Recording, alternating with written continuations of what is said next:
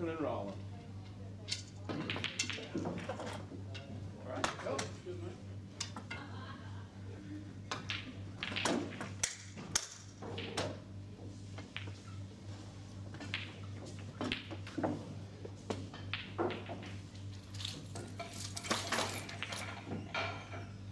Yeah, in the back room as well. Yeah.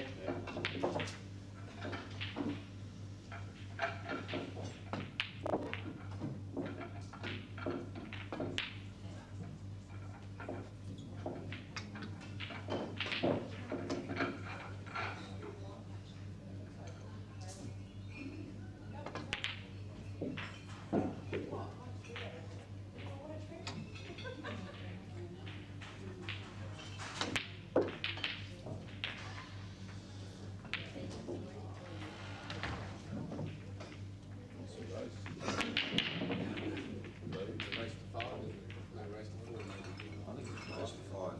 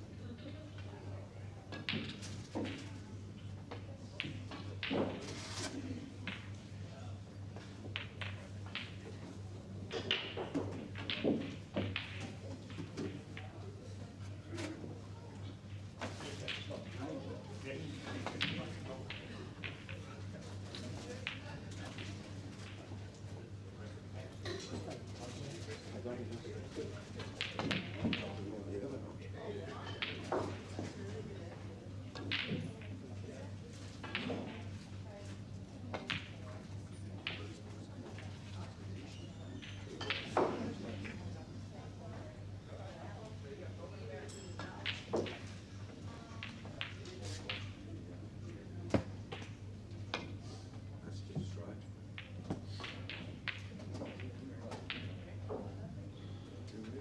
Change over on all tables, please. Change over. That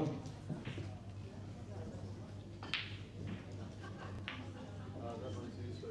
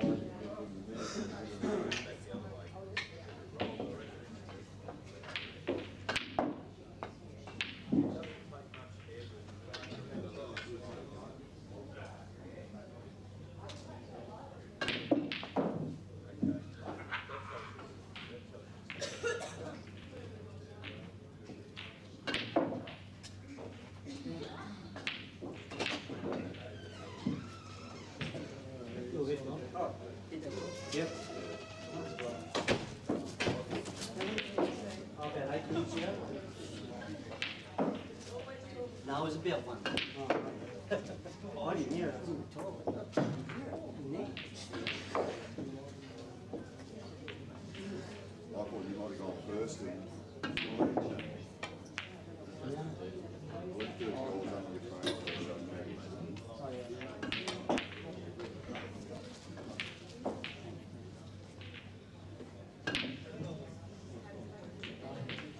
Just go to the toilet, mate. Graham, just go to the toilet. I'll wait for it.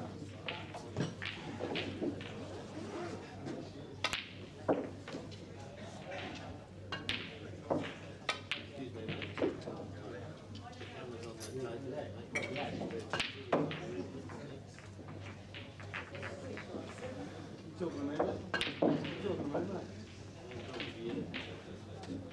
Otherwise I'll pick that bag up. Fair enough, or not? As long as you can fight or run, either one is fine with me. Right. Back in town for a brief visit. Yeah, a few hours walk again. I'll come back tomorrow, see what happens with the play.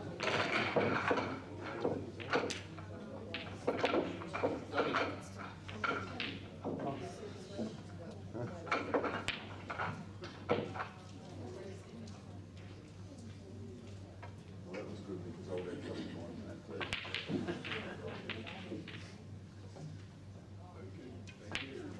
That's a great effort. Let me break and cue out the other end.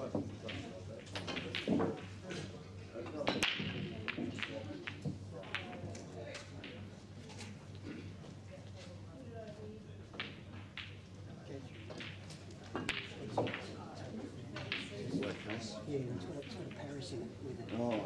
Yeah, it's the breaking cue. I left it in the other end. 13. Yeah, I think it was 13 on the other side, the other corner. Far corner. Yeah, yeah.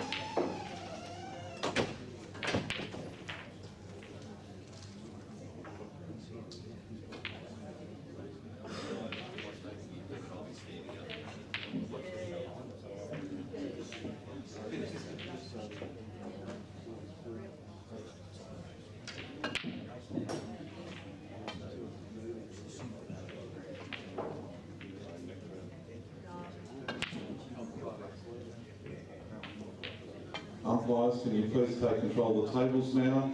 All matches in the women's and the masters are at best of 9.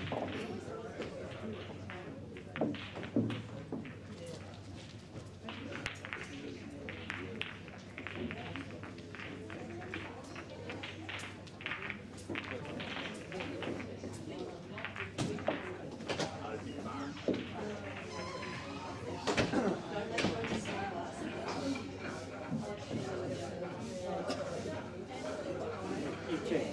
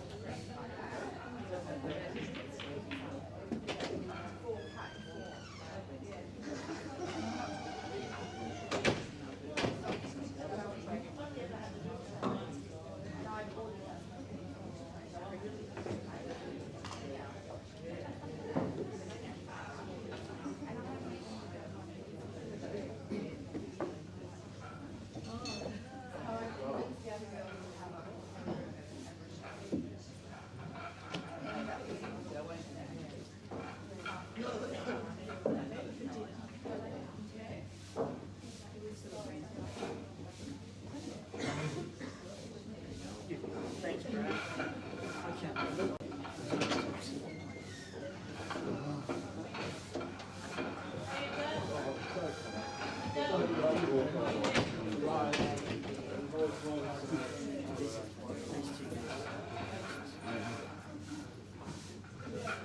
Good luck, Doc.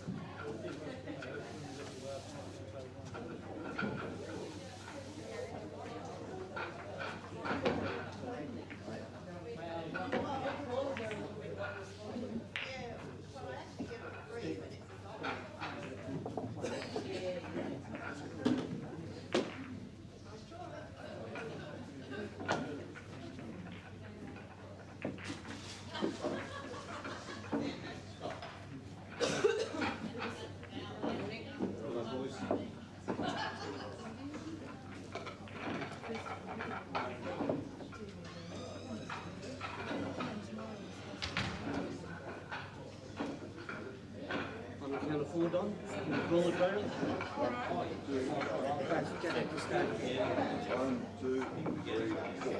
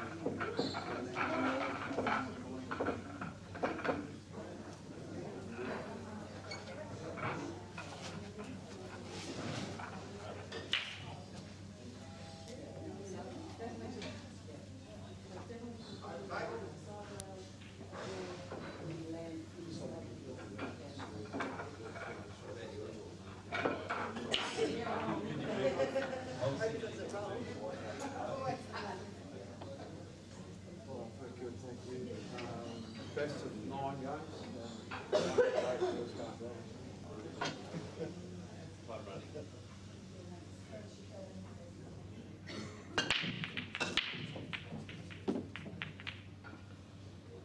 Well potted. Strike, Stubsy.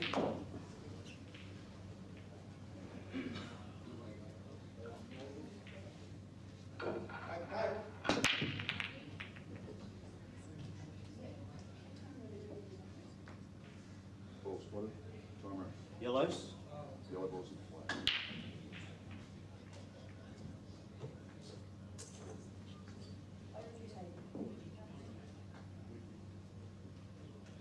Seconds.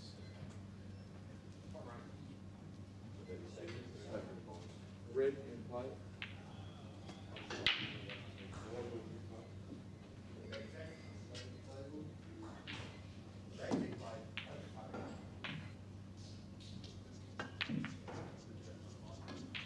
Yellow balls in play. Come on, Stevie. Yellow ball in play.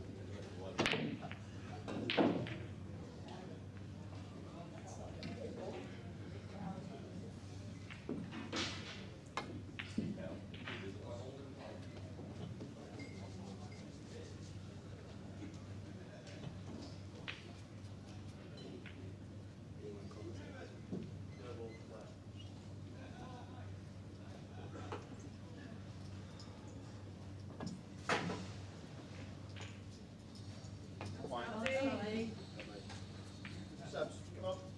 Come on, mate.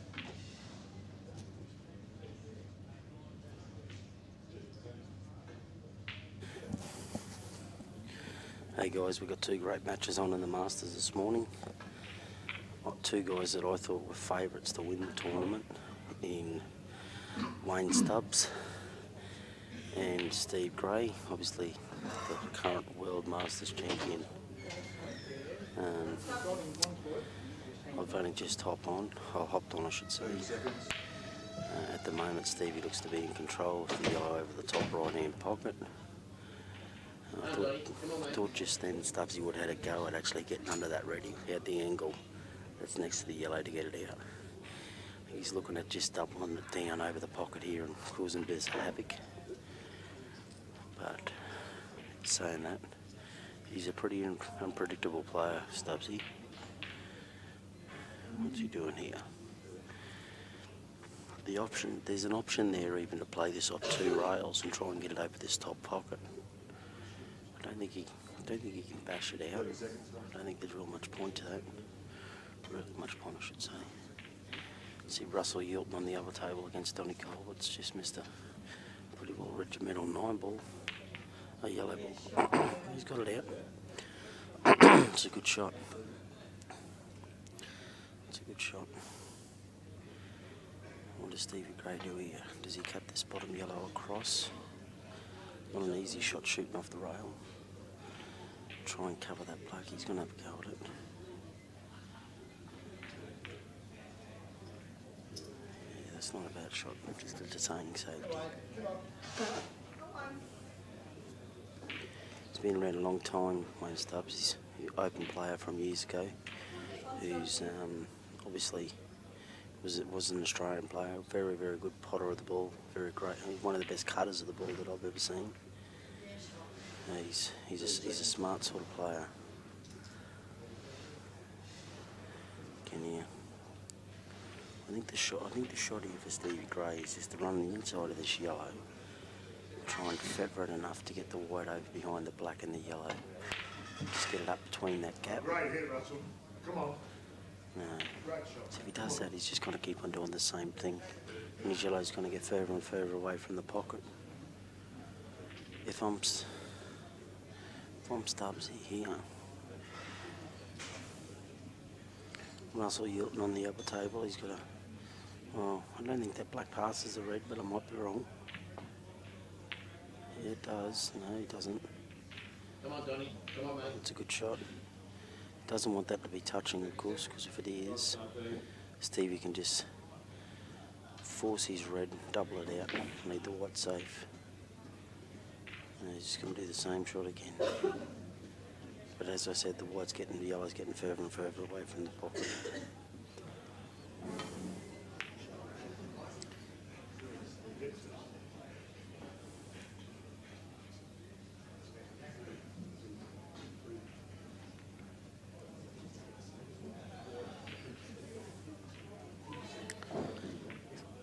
I think this match is, I think if Stevie gets his nose in front, he's going to create a few more opportunities for himself, because Wayne will be forced to play the creative style of pool that he's known for, and that kind of stuff can force mistakes. That's a nice shot. Just the detaining safety hasn't really left much on.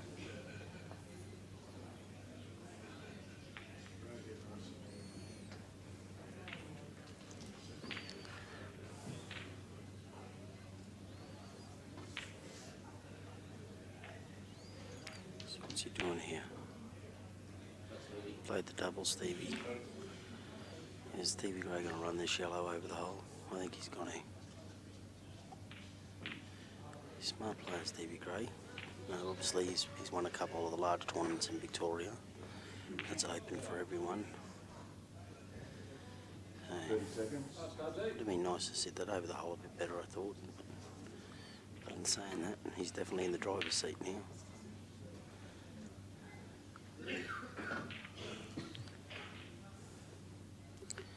I think Wayne, realistically here, he's got the cut on the yellow in the middle, which is going to free up that other red that's holding next to the yellow. But he's going to be in a bit of trouble with this bottom red. It depends what kind of pace. If he can get a double kiss on this yellow, he might even be able to go back into those 2 reds. He's gone the double back. On the double back. Wouldn't surprise me here just to see Stevie push this red, yellow onto the red safe. Just like that. And then all of a sudden, he's in a world of broth and bubble.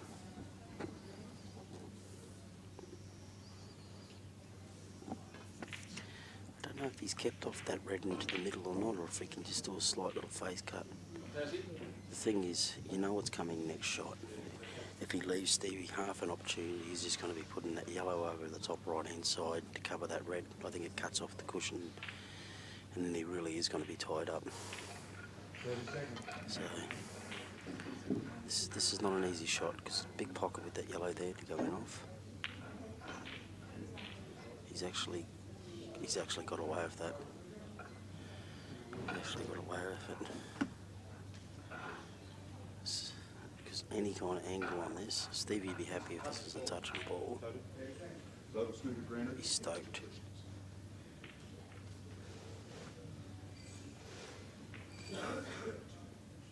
Steve definitely in complete control at the moment.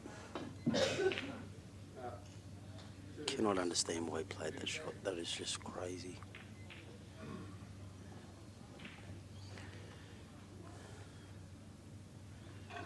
Absolutely crazy. But in saying that, you know, still a lot of work. If this plan's not directly on with the yellow and the red, if it's going into the jaw, I'd be jacking up on this and screwing back and trying to get all two yellow to all two reds out.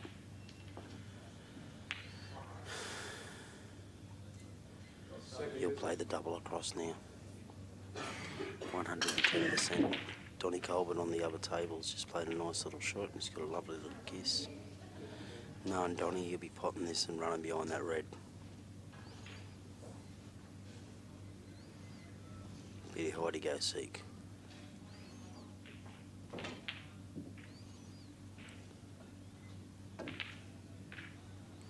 He doesn't want this to drop, Stubs. He doesn't want it to drop. That's a nice shot. It's a nice shot. But Total snooker granted. all of a sudden, one loose shot by Stevie has put him under immense pressure. Two cushion escape here for Russell, try and leave the white behind the black. He's got to watch this on the slide. He's hit that pretty well, just the pace is going to be, that's the shot. It's a nice shot. Donny's got the option of going a three cushion. I'd be coming off the back rail, off the side rail, off the top rail, tucking in behind that red. You want to just land halfway up on this middle pocket. So I think the one cushion escape doesn't really suit you. You're going to leave him a decent shot at the black. He's got that out. That's a good shot, Stevie Gray. It's a good shot. But in saying that, his reds are definitely dead. Dead as a doornail. And let's just see what kind of creativity that Mr. Stubs has got. Because I don't think that plan is directly straight on. It might be. They're pretty jawry, these pockets, so. Pretty jawry. I think if he can throw himself a wider angle, it's not too bad. If he had an angle just to tuck this red in and leave himself off centre on the red, he could screw that into the corner, come off the back and try and come up the back of it. But no, he's just gonna play percentage pool. He's just gonna run this in over the hole, and he's just gonna bide his time.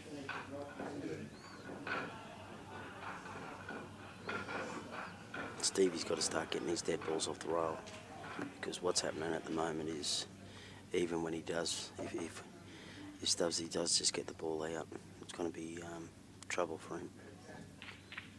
Yep. He's tucked that in like a ripper.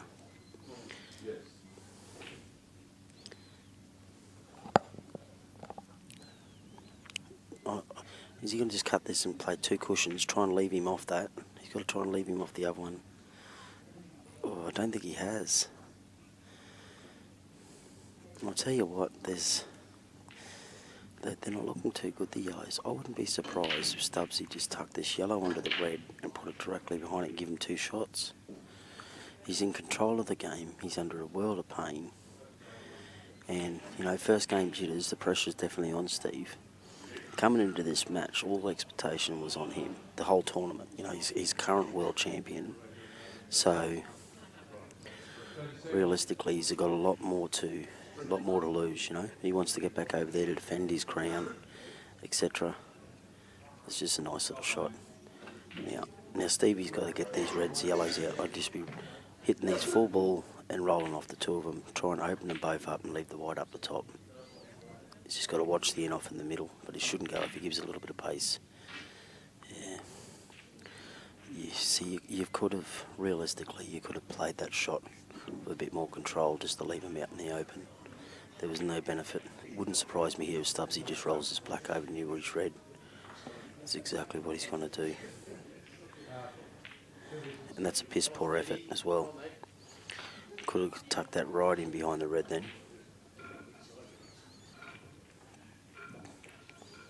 Alright, what do we do here, Mr. Grey? Do you put the yellow into the corner?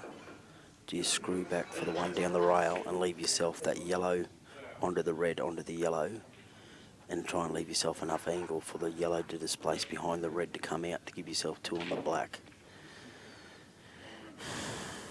It's all going to come down to,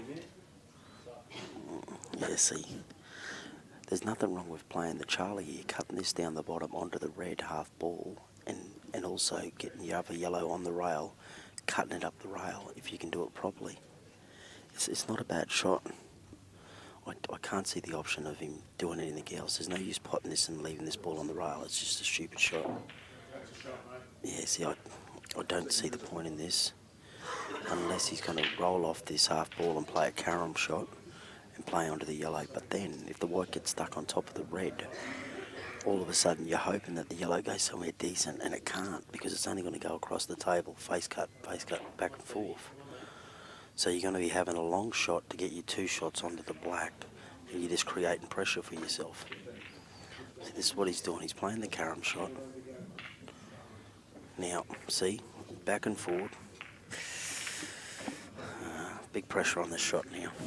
You'd love to have two on it, and you don't want to be creating any kind of pace to this, because if you do, you're going to throw wider, and it could put yourself in a lot of trouble. You've got to roll this in. Two shots. Oh, I needed two on it.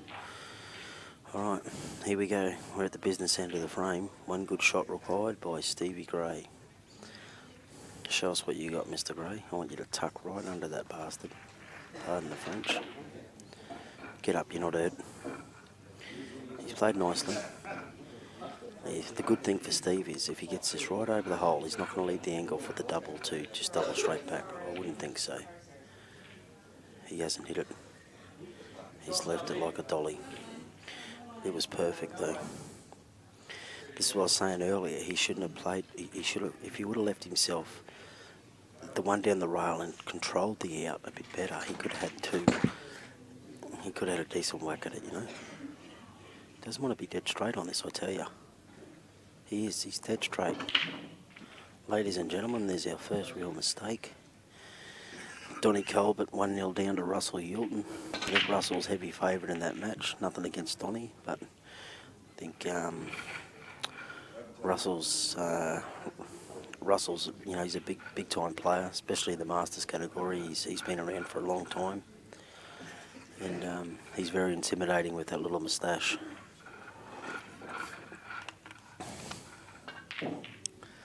Yeah, see, does he go across the table here? Does he say, rightio, Mr. Gray, I'm that good. I go across the table and I knock the black in, just for fun. He had two options then. He could have rolled up and just left that over the hole. Now, if he left it over the hole, Stevie would have obviously snookered him, but then he could just play the tap the black, leave no angle, so he's got to run under the red. So I think he's played the wrong shot. I think right now he's put himself at a 50-50 chance of winning this frame. And I think before he was at 85 to 90% guaranteed of going to win the frame. So, Steve Gray, now, this is not that hard of a shot, it really isn't. I back him to get it, but, yeah. 1-0.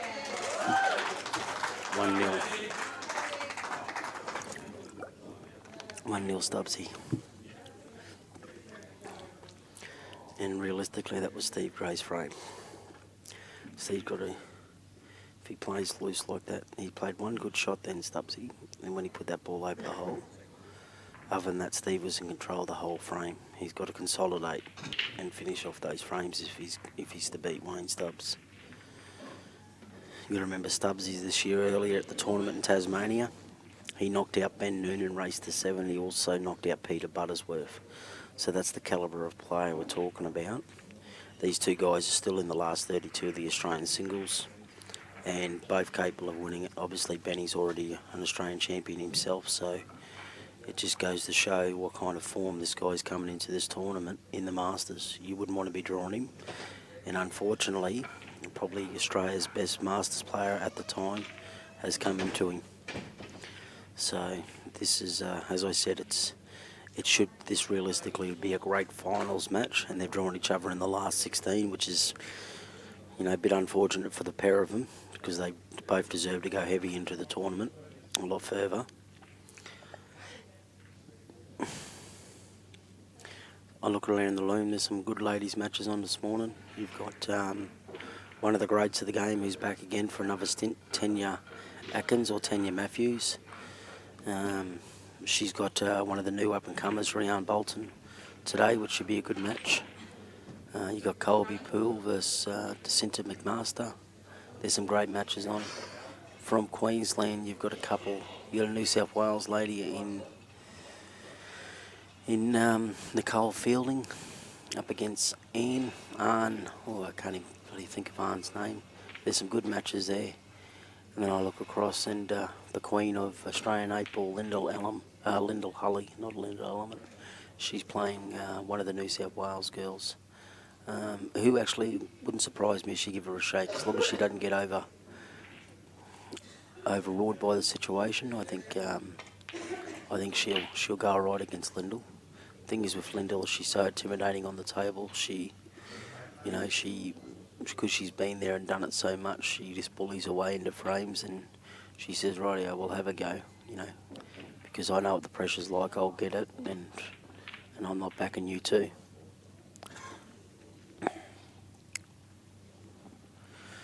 Back to the Masters. Donnie Colbert's. It's Donnie on here, yellow or red? Looks a bit. He must be on red. I think he's going to be forcing this red to go underneath the yellow. And if that red goes in the middle of the yellow, there's a chance of an out here. No. Yes, it does. Well, the options here, Donnie. If that red goes off it, you got two options here. You got to play for it now. You got to play for the red next to the black to go into the corner pocket and screw off it, so you can put that in there to open it up. Because if you play the one in the middle of it next, it's going to be very hard to get back on your next red. I don't think you can push it at pace, the screw back either. I think you're going to force it, and when you hit the yellow, it's actually going to push the red back a touch and it'll catch that knuckle. I think it's a drop shot. I don't think it's something that you can play at pace. So Donnie's looking at putting that red underneath that yellow. I don't see the point in that. I think if he's going to attack the balls. Actually, I'm near betting that Donnie just dribbles this over the hole. The big money's come for it late. Get ready for the dribble. No, Donnie, you proved me wrong. I'm disgusted in myself for getting that wrong. He had no wind up then at all. It looked like he was ready for a tap-tappy. This is the shot. Donnie might be able to come off the back of the jaw and force this red in off the yellow, but you know, it's not an easy shot by any means. The other red went in pretty easy, didn't it, the shot before, so it might be a more open pocket than I think. Oh, he's got the dreaded Chinese snooker. Doesn't matter how the balls are situated or who you are in the world, this has got to be one of the hardest shots in 8-ball. And I know I, for one, am absolutely useless at it. Me little fatty fingers just can't get over the balls. Somebody like Mark Robinson, he's got about 8-inch fingers. He just cradles over it like having a wee-wee. Look at this for a shot. Donnie Colbert, you genius. Actually, if I was playing him, I'd call a foul on him because there's no way in the world he could hit it that good. I'd say foul. And sometimes you might get him donut.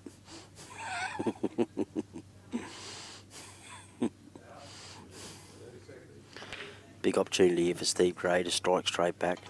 I only see one problem, and that's the yellow in between the red and the black, because it only goes in the one pocket. But if he plays for that one on the rail, to have that as his last ball, why hit it so hard, Stevie? You need a good contact here. You know, he's got kissed on the doodle. So maybe he's going to have to check this up now, just to try and hold, or he can screw into that red onto the yellow and try and force that over. But again, before, I think he could have just left himself the 2 drop-ins, the yellow across the bottom rail for the yellow into the middle, leave it half ball so you push it into the black. Oh, here we go. Now this is a big decision here for Steve Gray. Do you play this yellow into the top pocket and open everything up for you? If you miss it, the reds are on. Or do you take this one over the hole, and then all you're doing, you're taking away your security. So right now he's 1-0 down. He knows the importance of this frame. He needs to do a nice shot here, in or over Steve Gray. Come on, show us a bit of cueing, brother. Bit of cueing. 30 seconds. 1 all over on the opposite table. That was a great out by Donny Colbert. Give the man credit where credit is due. This is a nice shot. Ladies and gentlemen, that was a great shot. Now, I'll tell you what, this is not easy. You got 3 or 4 reds there. You got to land up high on this. You got to make sure you get up. You do not want to be overhitting this. And I tell you what, he's played that like a ripper. Stevie Gray, come on, mate. Show why you're here, son. And that's a terrible shot.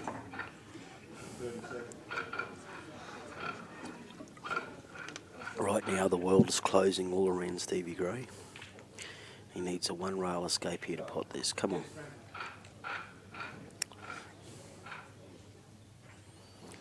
Can't understand why, you give that a little bit. If you're off centre, you screw up, put it black in the middle, the opposite middle. But, that's 2-0 Wayne Stubs. Nothing surer than 2-zip.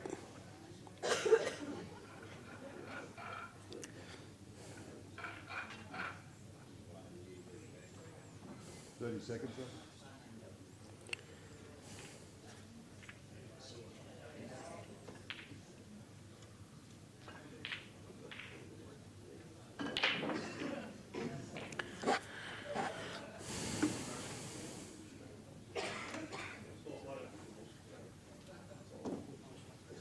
Should just be ABC stuff from here.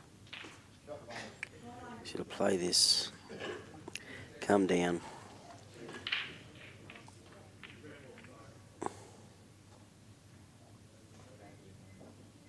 Been around a long time, Wayne Stubs. He's a wiry sort of character, isn't he? Looks like the pikey out of one with Brad Pitt. He's got the same kind of body. Never trust a pikey.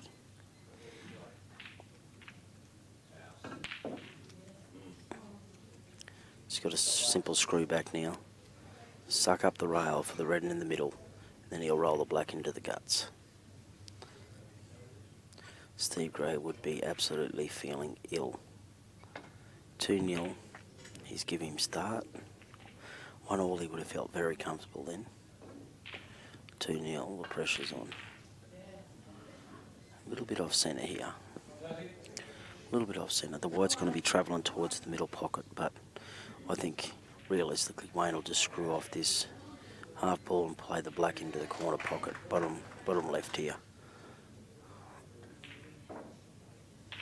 That's perfect. It's 2-0.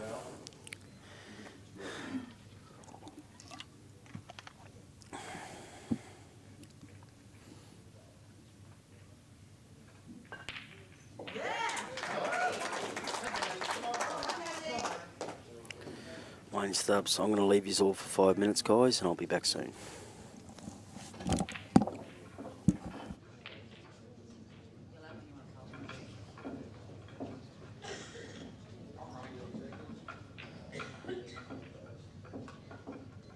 Seconds.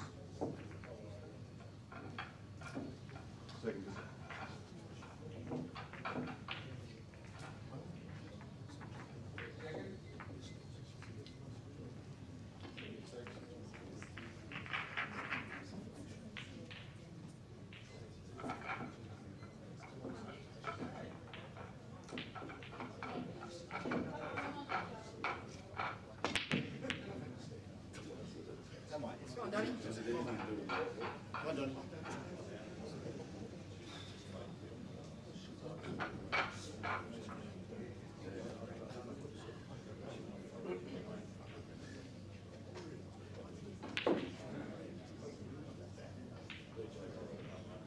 Going through, one right, one line seven.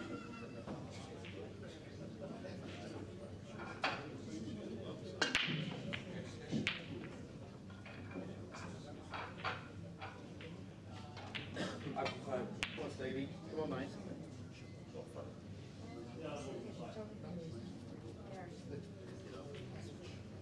Come on, Stevie.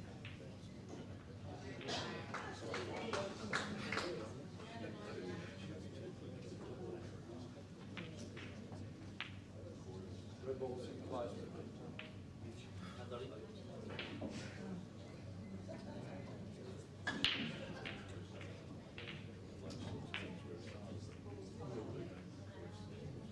Yellow balls close. Come wide.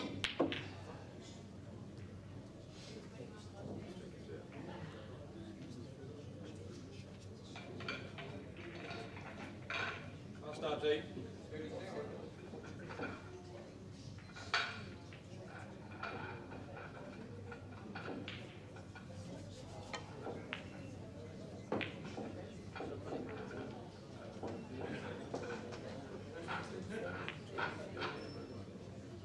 Oh, that's a lovely shot. Come on, Steve. On Stevie.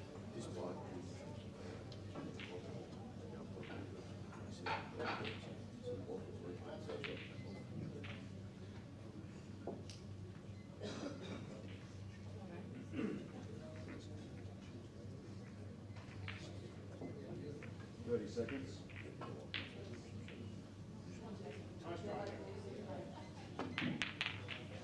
Foul.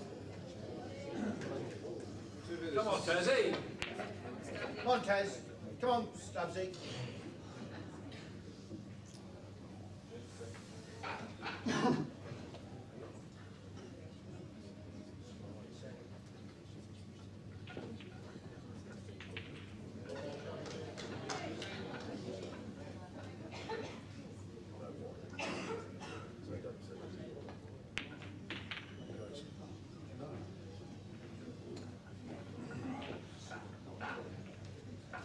Come wide.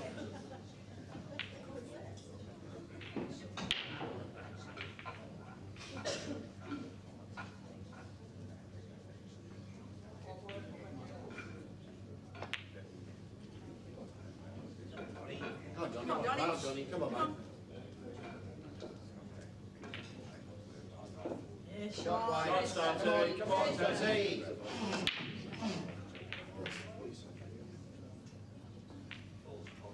Come on, Johnny.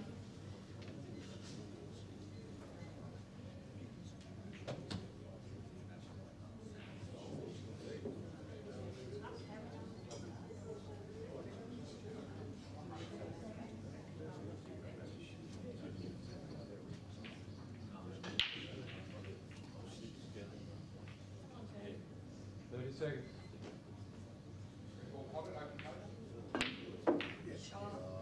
Oh, that's a lovely shot. 30 seconds.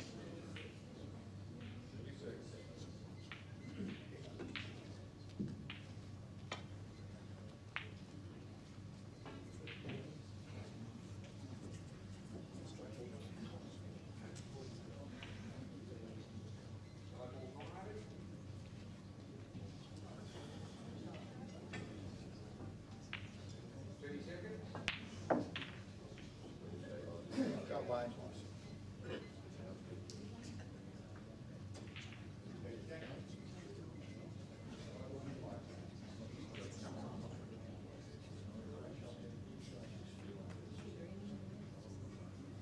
Seconds.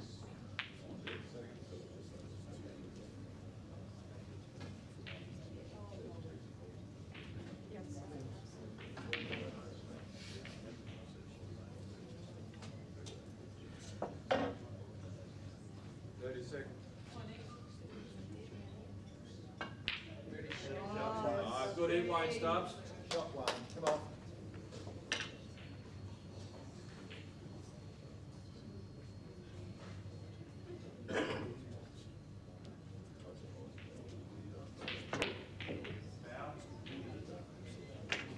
Shot, mate, come on.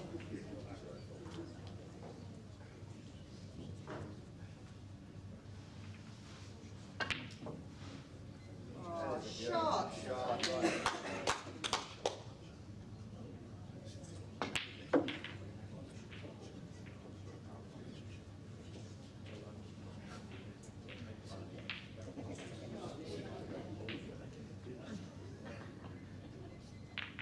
Yeah, mate.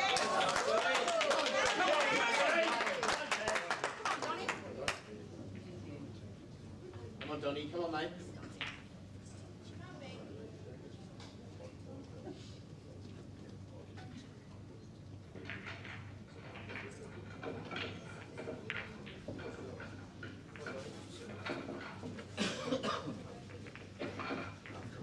Come on, Stevie. Come on, Stevie. 30 seconds. Come on, Stevie Gray. Come on. Stevie, come on, mate.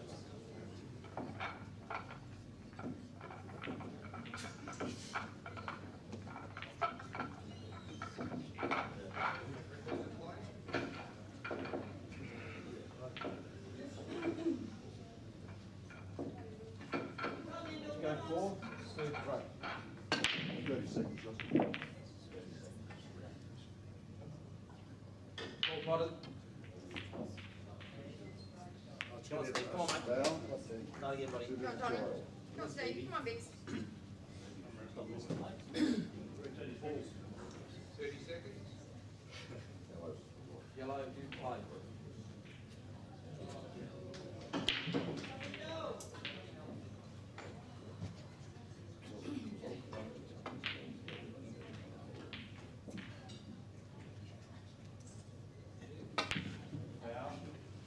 Val, Very close to play.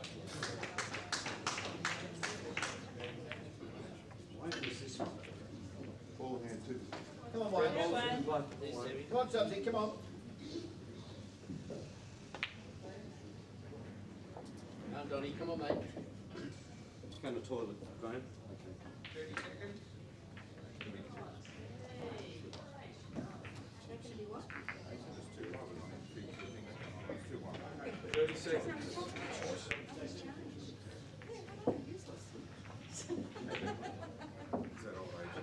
I think so.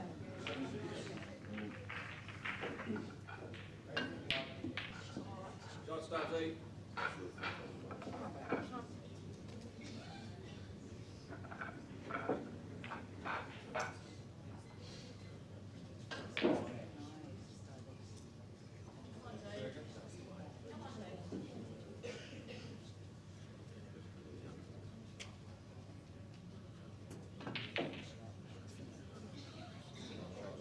Oh, shot.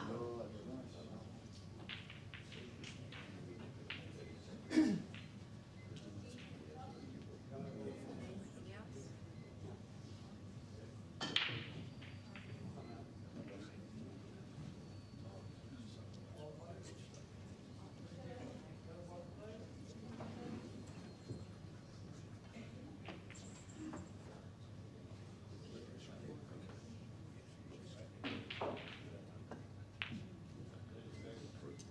Yeah, lovely shot.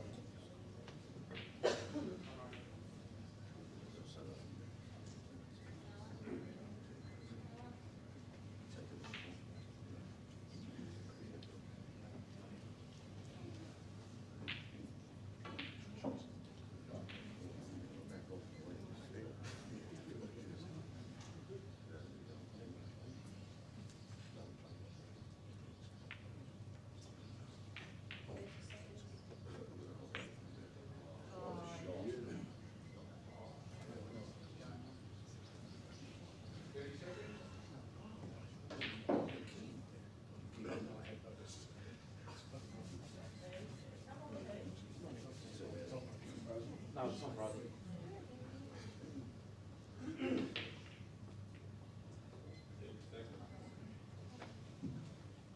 Foul.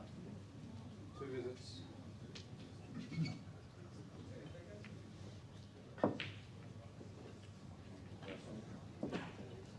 Yes, foul snake. Is that yellow on the note?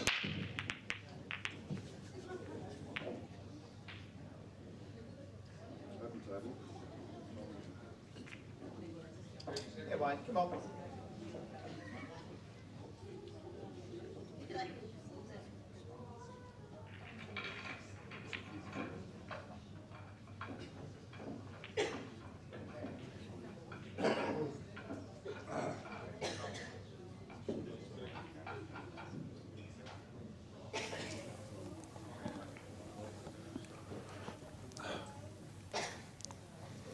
Good morning, everyone. Just jumping in for a bit of commentary. This is Steve Jamieson. I'm joined by Michael Scarry. Hi, Good morning, Mick. How are you, mate? Good, thanks, mate. So we've got the last 16 of the Masters singles. Steve Gray and Wayne Stubs, who's at the table on reds.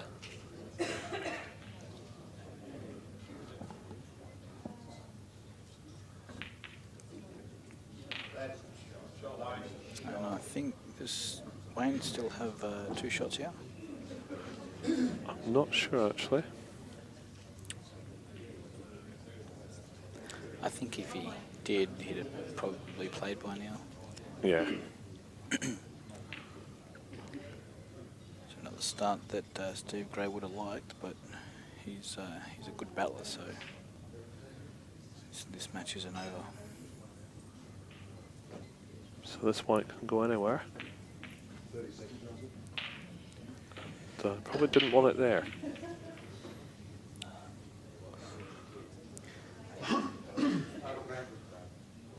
So I think this is going to be a little bit tricky to come off the rail and cut back in. What would you do here, Mick? Well, being a total, I think I'd probably come up and down the table,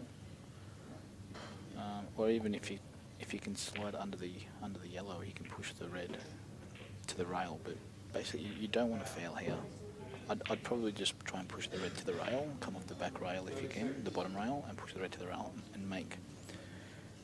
This way, you can go in off and you can probably push the red in a different position, but Less value, isn't there? yeah, this is a good Played shot. it really well, though. Great shot. Come on, Steve. But Steve can still win from here. So if you win, if he could have gone on the hit the bottom rail and then hit the red to the cushion, Yeah. at least then Steve can't sort of pot out without making extraction. And on the other table, we've got Donny Colbert of Victoria and Russell Yulton of South Australia. And Russell's 2-1 up.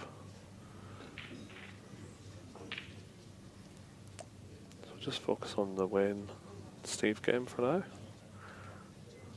So another good shot from Steve there. This one potentially a bit more tricky, do you think? Yeah, I think maybe he's only got like the 2-rail escape. I don't know whether he can come across this way. I think the cushions might slide a little bit, so we might just miss the red and hit the black. Okay, I didn't think he could get through there. That's a great shot. That's a superb shot. Yeah. I reckon that's just won him the frame. That's a great shot. I actually didn't think he could go through that way. Yeah, very good shot indeed there. So now what do you do? I think I've not seen a lot of Wayne Stubbs play, but Yeah, on he's the a strength of very the good last player. 3 shots, Wayne Stubs is very good. Very good player, yeah. Here, there's not a lot you can do really. Maybe just I'd leave it there. maybe just scat them up. I'd actually just leave the white there and make it not touching. And give them 2. Yep. So then he's going to nick off the red, pop the red, then come around for the black. But although there is a big pocket at the top there, so maybe that's why he didn't do it. But the other thing you can do if you're in a little bit of trouble there is actually just plough through. This might sound silly, but you can actually just plough through the reds and the yellows and try and just get Ball safe. Yeah, just get anything really. Yeah. But Steve was trying to hit that yellow there, and he could have snooked him back, so that's what he tried to do. Yeah, he's got This is 2 okay, shots, yeah. so no problem here. Just play a little nick off, and he should be right. Beautiful. Come on, Wayne.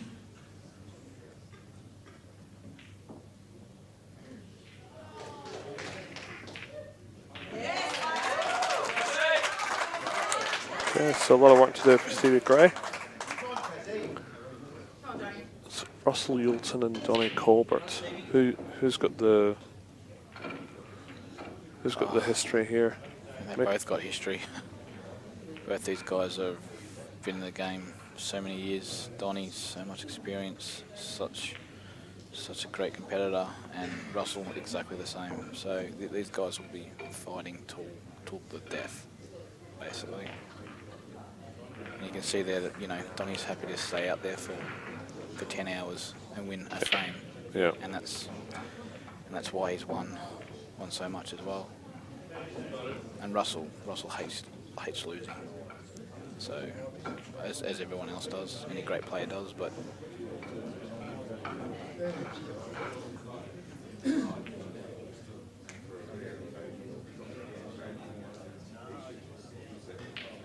just both players just sort of waiting for the other one to have a bit of a dip, slowly setting themselves up.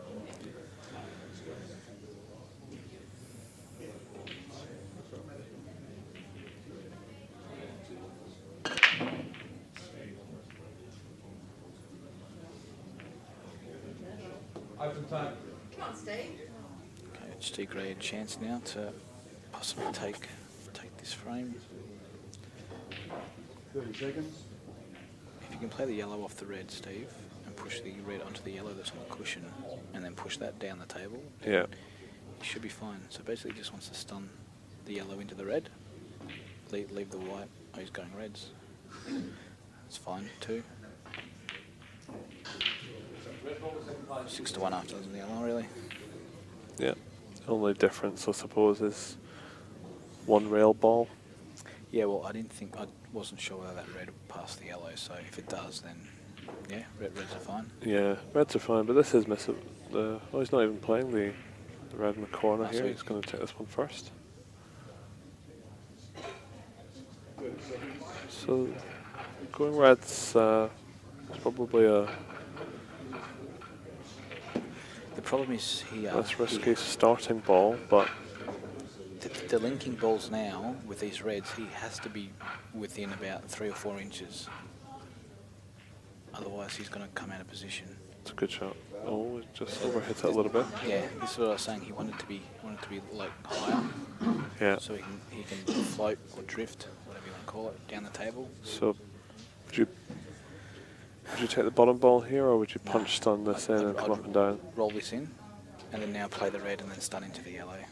Yeah. You just want to sort of even just screw off and try and nudge the second yellow. I mean, if you miss it, you'll be on the red anyway. Yep. You should be able to miss them anyway. He's gone that way. Okay, gone a few angles, That's good shot. That's fine. 30 seconds. Now we can just sort of So it drift just down a bit. has a good 6-inch zone to land the white ball. Yeah.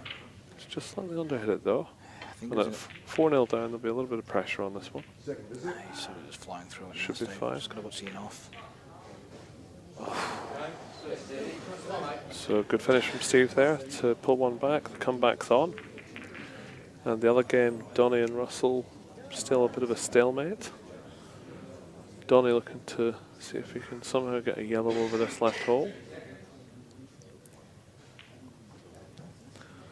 He's just going to... Oh, he's overhit that a little bit. He's trying to bait Russell into going for this out now. And you'd probably fancy yourself from here, wouldn't you, Mick? Yeah, but I don't think these two players actually will push the boat out too far. If they're not 100% sure in taking the out on, then they won't go for it. They're in a way a bit. They're both very smart players. So Yeah. you can see here that Russ is going to try and maybe just put this right over the pocket. Foul.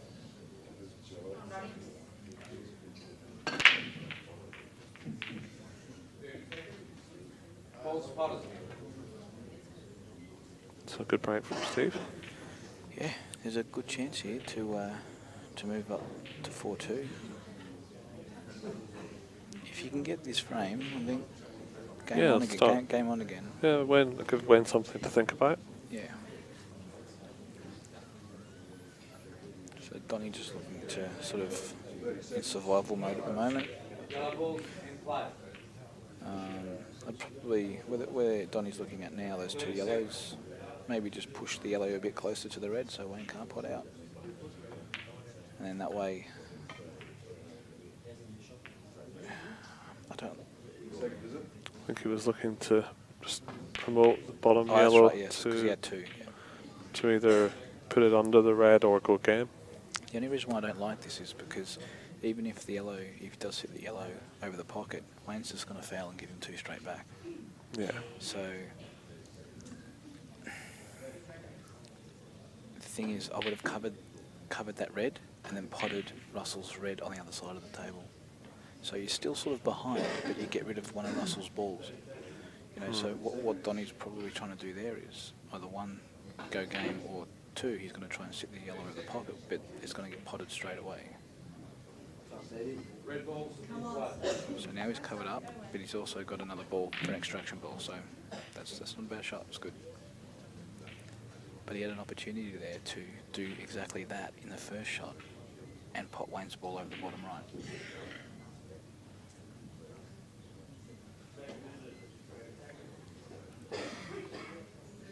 Of course, I could be just talking gibberish, I don't know. Seems fine from where I'm sitting, but when you're out there, you can think so much differently. It's good for me to watch this stuff because a lot of these nip and tuck safety shots I wouldn't normally consider. Yeah, you need to sort of have a range of these shots in your arsenal, pretty much. And these guys have been around for so long. It's a good shot there by Russell. Yeah. Pushing the boat out a bit, and if it went well, then he was going game. So Donnie's actually still a good chance here. If Donnie could actually foul,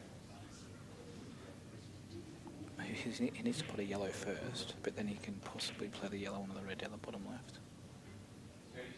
We're trying to talk really quiet because we're actually very close to the players right now, and the room's quite quiet. 30 seconds. So if that goes in, it's a good shot. So Donnie might take this yellow good shot. Top of the table, then drift down, and then maybe play the foul. If he plays the foul now, he might not play it properly. So use the yellow at the top to get down to play a proper, or to play a better safety. Yeah. He's going to hit the wrong ball. He's going to smother the two reds here with the other yellow near the black. Play the Jackie. He might kiss the black safe too. Yeah, that's a good shot. Yeah. Good shot. So yes, now Russell can still go out, but he has to do something if he wants to go out. It's just not handed to him, and that's one of the biggest things you can do in this game is not hand someone a game. Make them do an extraction, make them pot a ball, make them do something to actually win the frame, because then you have that slight chance to get back to the table.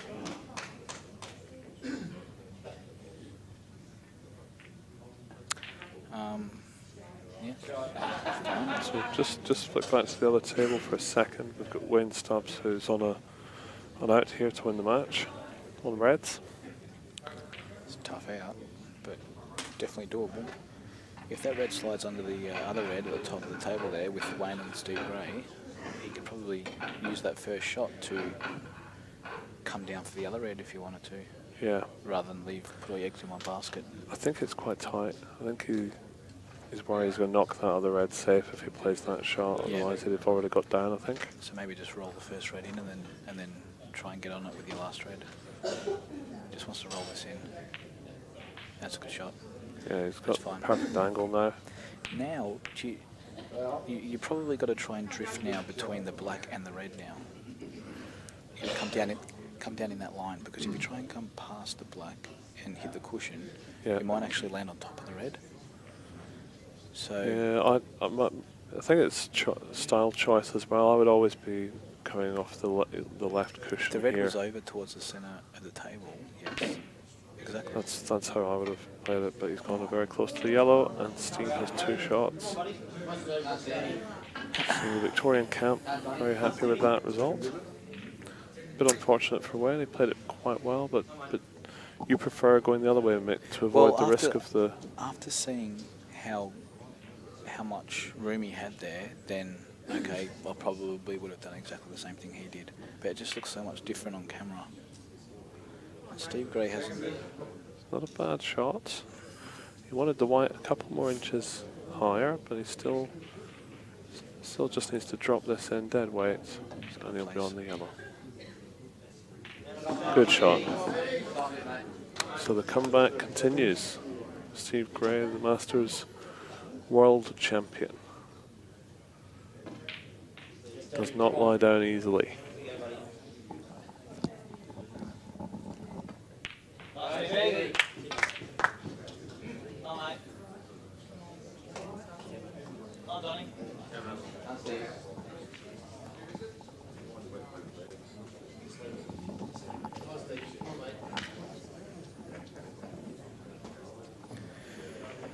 Yeah, when it's so hard when you're trying to cross that winning line and you foul or you go in off, or you just look up at the guys and go, okay, why? Yeah, those little turning points are intriguing. So Russell, will he go for it this time? I think he probably should have went for it last time. But he had 2 reds down the bottom left. He could have played the first one, open up the black. Because the black goes here, it should be easy enough to pot this and then pot the plant and just screw into the right hand yellow. Just when it's too hard, just He's roll not into going for it, I don't think. like that. I'd have been playing a screw shot off the other yellow, and then that would have just opened them out a little bit more. Yeah, you want to make sure you're still on that other red. Do like what you said, you sort of come back and play for the other red. And then if you obviously messes it up, you can still pot the one in the right centre. So Donny, believe it or not, I would say his favourite to actually win this frame. So Russell's going to try and sit the red over the pocket. And then Donny can now play one of his yellows and sit it back over the red. Or he can even play the yellow and the black at the top of the table and take the pocket, or just make it a bit harder for him. So now I'd be playing up the table. Yeah. I don't think he can pot that red. So Donny now will try and take control of the top here and put Russell in a bit of hurt. So he's going to try and hit the yellow onto the black. That's a bit disastrous, but that's fine. Donny would be happy with that. So now Russell can't really give Donny 2 shots.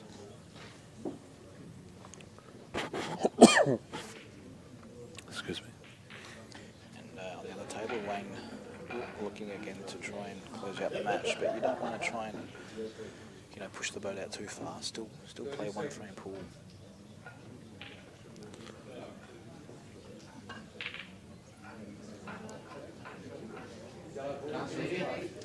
Now if that jack is on, if that's not on, then Steve Gray can actually have a bit of a dip here. And I think it can be made, so...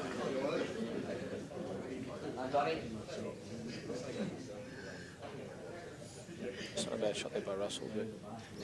Yeah, I think... Now the thing is... Donny will be putting the white under that yellow, I think. No, the yellow nearest the white? Yeah, maybe just push it over towards the pocket, and then he can put the yellow under the red at the bottom end of the table. Oh, has he got 2 here? I'd say so, yeah. So you don't have to pot this, just get it over near the rail. 30 seconds. Make sure you hit the rail. Oof. That's not really a good shot, because I think the black and white still go. So now what Donny can do is, if he wanted to, put the yellow on top of the red, or under the red. Yep. And Russell can't really give 2 shots here, because the out's just too easy. can play the top ball if you want and come down to make sure. But I'd be playing it now. I'd play put the yellow under the pocket, under the red. Yeah, he wants to be closer to it, doesn't he? Leave these balls up here. Leave them for backup. Oh, he's played to hang that, hasn't he? There's a lesson for anyone out there. If you're going to play safe, don't try and get your ball near a pocket. If Donny were to set that over the pocket, it's actually not good, because then he can't use it later to actually roll up on. Hit it to the rail, like the other one. The other one's still fine. Yep. You know, just bounce it out somewhere. Don't try and see now. I mean, he's okay, but a ball over a pocket isn't necessarily really good. Is the double on? The double under the red? Yeah. Or at least push that ball over that pocket, which is going to give Donny a few problems. The double's definitely on, and I think it's a shot that could, if it goes right, cost Donny the frame, or because of one poor safety shot. It might slide. If it slides, it might sort of go in between the yellow and both the yellows here. 30 seconds. I don't understand. I don't understand. Yeah, it's weird. Why wouldn't you want that red over near the action, over on that side of the table? I'd actually really like to ask him why his plan there was, only just so I can learn. Yeah. Just, I would think that the red should be on the other side of the table. Well, he's definitely played to hang it over the pocket. Yeah, but there's no yeah, value. That's right. So I'd say to Russ, okay, here's the red, put it over the pocket with your hand. But then what's the value? So now he's got a really tricky safety shot here. Needs to hit this, but not too hard, and it's gone straight in. So Donny a great chance to level the match at 2-all. Yeah. And on the other table, got Wayne Stubs on the reds with a chance to pot out for the match. And I think he's played that. It was a great coverage. Definitely, because he's in a bit of trouble down the bottom. So Steve will just knock this out. It's fine.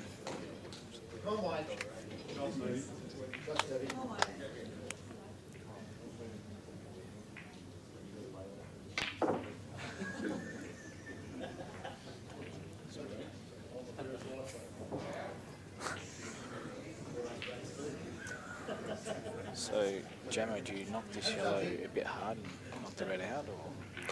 Yeah, I think so. Just try and clip the red half ball. That's a bit stiff. That's a bit unlucky. 30 seconds. I think you could have played it a bit harder. Yeah, because there's always a risk of that happening. That's a stiff result. Yeah, but So he's still got a shot here. He's got to punch it. He's played it well, but put himself under a bit of pressure here to pot the big long ball. Gusta Giorgio would have potted this, the best single ball potter in Australia, if not the world. So I think I've only now, said that because he's sat next to me. I think now Donny should stun into the red here and drift this at the table. So he's put all his eggs in one basket there, and Russell, after all that damage, has got a. They call it, is it a strawberry? This is a strawberry, yeah. Because basically, yeah, Russell was never meant to get back to the table there. So. I can't see Russell missing this, not with two.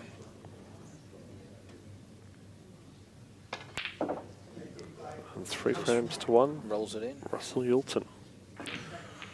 So Wayne Stubs just getting his red out of trouble. This is a reasonably good chance for Steve Gray to stay in the match. Just one tricky ball next to the black, which Be taking Steve Gray definitely be taking this on now. I'd see where he is now. Pop the top of yellow, come back down the table, and then you can play the yellow on the yellow, and even roll into the black. So he basically wants to be near the sort of come down where the brown spot is on the table. Yeah.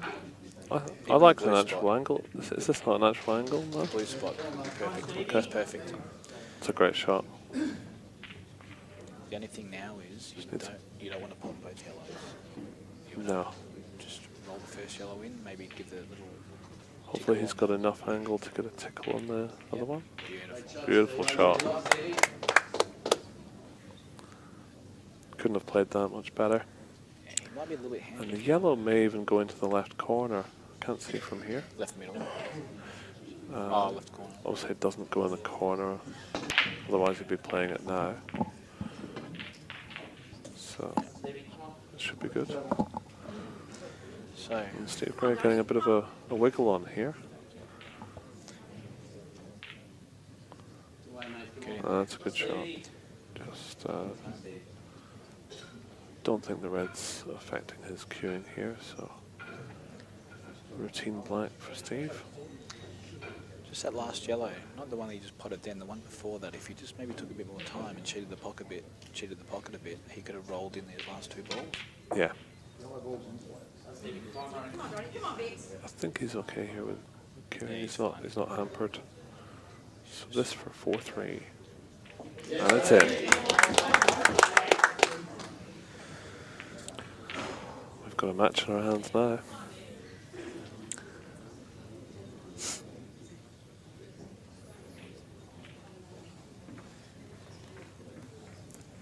Here comes the World Masters champion. Yeah, Steve Gray's got a lot of heart when it comes to trying to win. Always believes he can do anything, and that's what sort of a real champion's all about. It's away, Donnie. It's away, mate.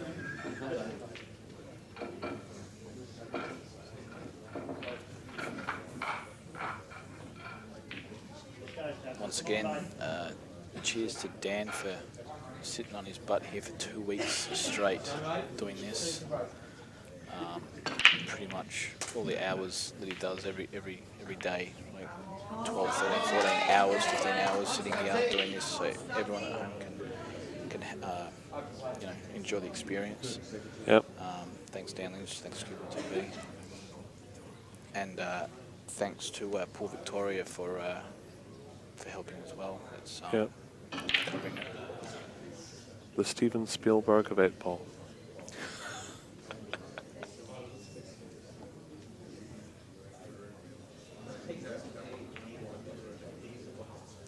I can tell you now, Cue Ball TV's helped my game, because I get to go back and watch matches, watch things I've done right, watch things I've done wrong, watch things I could have improved on. Yeah, same here. I probably, I don't know. Over the last 2 years, Cue Ball TV has helped my game tremendously.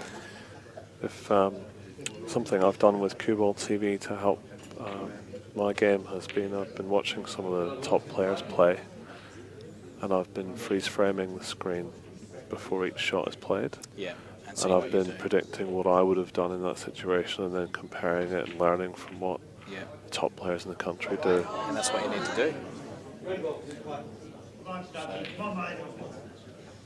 It's just another form of practice, really. Yep. There's no point in going somewhere and smacking around balls for 5 or 6 hours. Do that for 3 or 4 hours, do that for an hour, do that for 10 minutes, what you just said, and it's really good.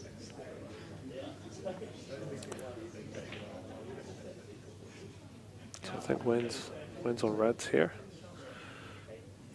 I know, just going back what we was speaking about, I know Jake does that, goes back and watches matches that he just played, watches where he can improve on, just studies the game, and it's not a fluke why he wins tournaments and why he's won 3 player carnivals in a row. It's because of what he does off the table. Yeah. It might look like, to everyone else that he just walks around and has a glass of water in his hand or whatever and just keeps winning frames, but it's it's what he does off the table. Yeah. It makes him one of the best players in Australia at the moment. Come on, Donny.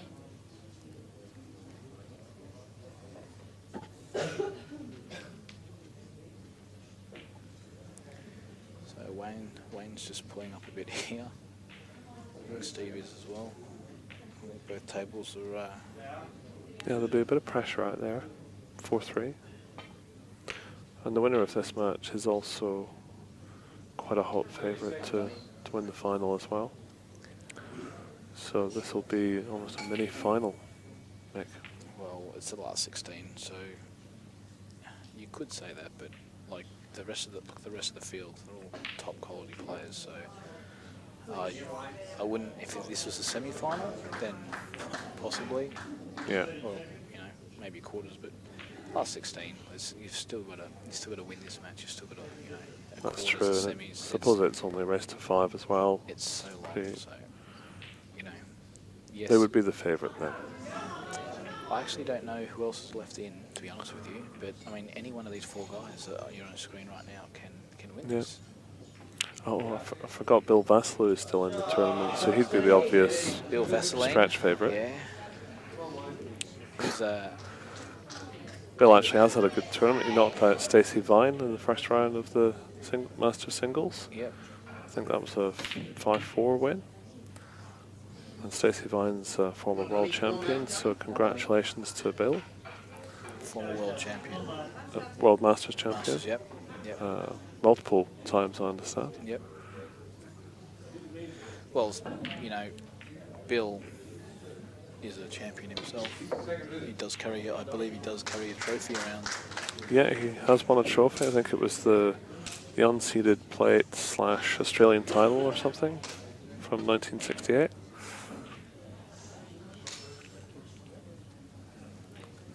Very accomplished guy, Bill Vassalou. That's right. You don't need many trophies, you need just one.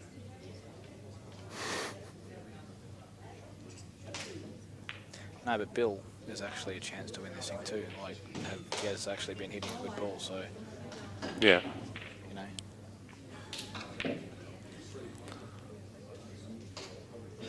He was been quite excited to come down to Nationals. He's been putting on Facebook, 10 days to go, 5 days to go, 3 days to go.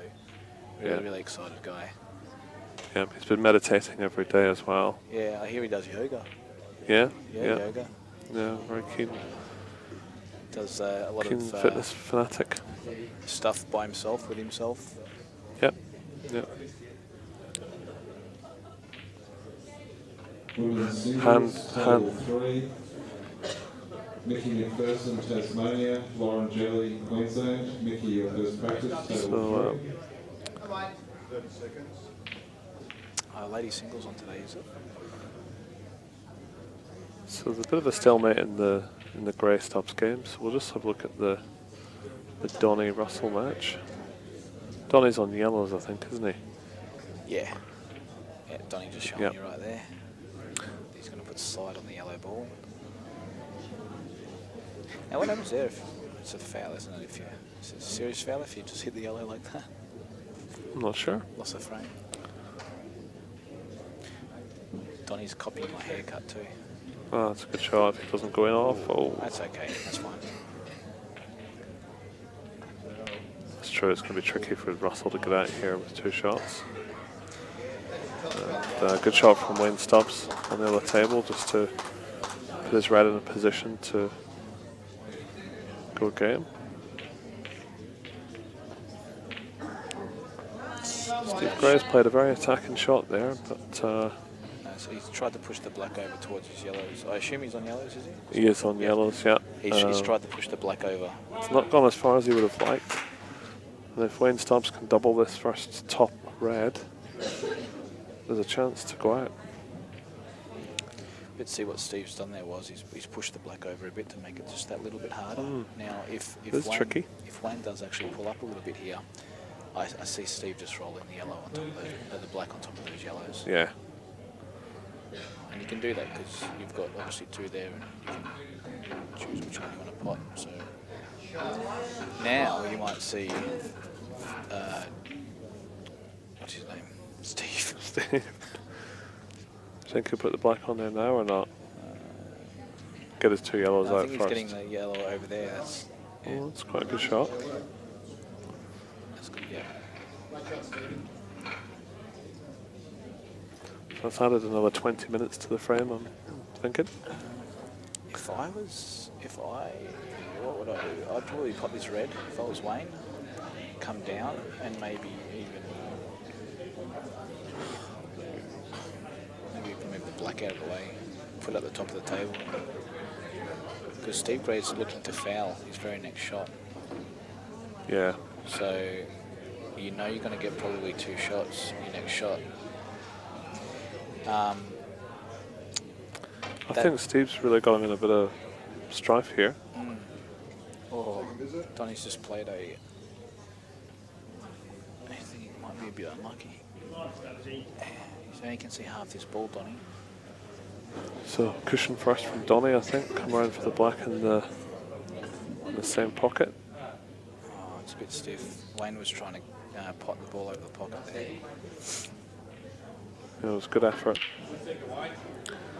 So Donny's going to play this lightly, just on the Donny Russell match. Just come off side cushion, pot the yellow, and leave the white behind the black, facing the middle pocket. I'm surprised if this yellow doesn't go in. And he's played it perfectly. Great shot.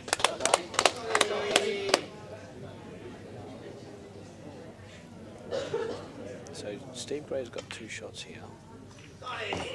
Steve Gray's got 2 shots. Maybe use your first to roll the yellow on top of the red, and then use your second shot to actually pot the yellow onto the red. It's okay. I agreed with you, and he's gone a different way. Push through. I'd push through here. Push the white and the red through. You'll see him do this. Oh, okay. Yeah, I don't know. I'd have possibly played a push shot and push the white in the pocket as well, and let Wayne have the ball in hand at the top of the table.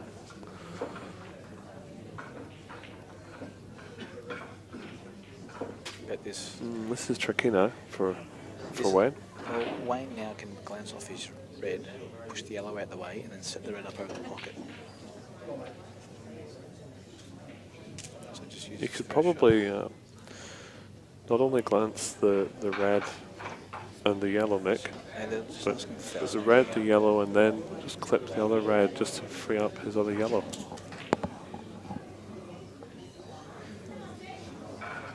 What are we looking at?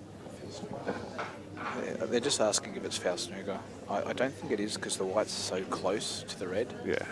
So the finest angle isn't actually isn't too far away. No. I don't think it's foul snooker. It's worth a try, worth an ask though. So Wayne Stubs has just taken a toilet break. So we've got to... We don't think it's a foul snooker, no. Tanya's going to have a look herself. She's probably going to jump on the table and have a look.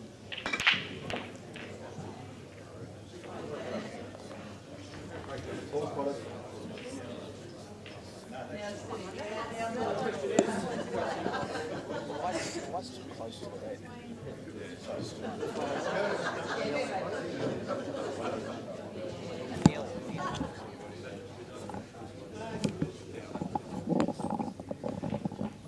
I would actually be taking the umpire. Neil's a very good umpire.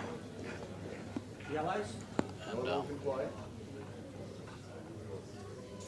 yeah, I think it shouldn't be a foul snooker, but we'll soon find out. Who knows? But so I'm going to love you and leave you in the hands of Gus DiGiorgio. Thanks. Love to be in his hands. Hey, Gussie boy. How you going, Scary? Good. I think they've actually just called a foul snooker. Really? Yeah.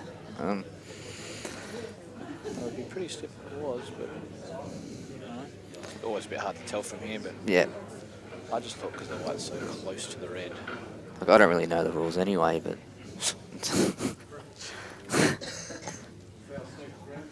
wow, it's been granted. Yeah. I think there's going to be a few raised eyebrows if you look in the crowd, everyone's sort of shaking their head saying no. But, anyway, that's the call. It is what it is. That's the, I saw the long opener. yeah. Sort of lost a bit of track here. What's going on with Donnie and Russell here? Oh, it's been battling it out, pretty much. So at the end of the day, it didn't really matter if it was a foul snooker or not. Yeah. So all Wayne wanted to do there was sort of just clear the yellow and then put the red. He can play a push shot here, but you don't want to double kiss the red in if he does this. Okay. That's not a good shot, but it will do for now. What do you do if you're Stevie? 'Cause I don't know in these situations. Stevie's just got so much experience. I'd love to have some of that knowledge. And yeah, good shot. Yep. Oh, I didn't actually see that yellow up at the top left. So you're just down here for today only? And Leaving tomorrow night, yeah. Tomorrow night? Yeah, 3 days off work, so I thought, why not? Support the Vicks. That's it. Donnie playing a yellow down the rail, which cost What him, a kills. which cost him last frame. He tried to play a shot like that. He was jaw. Yeah.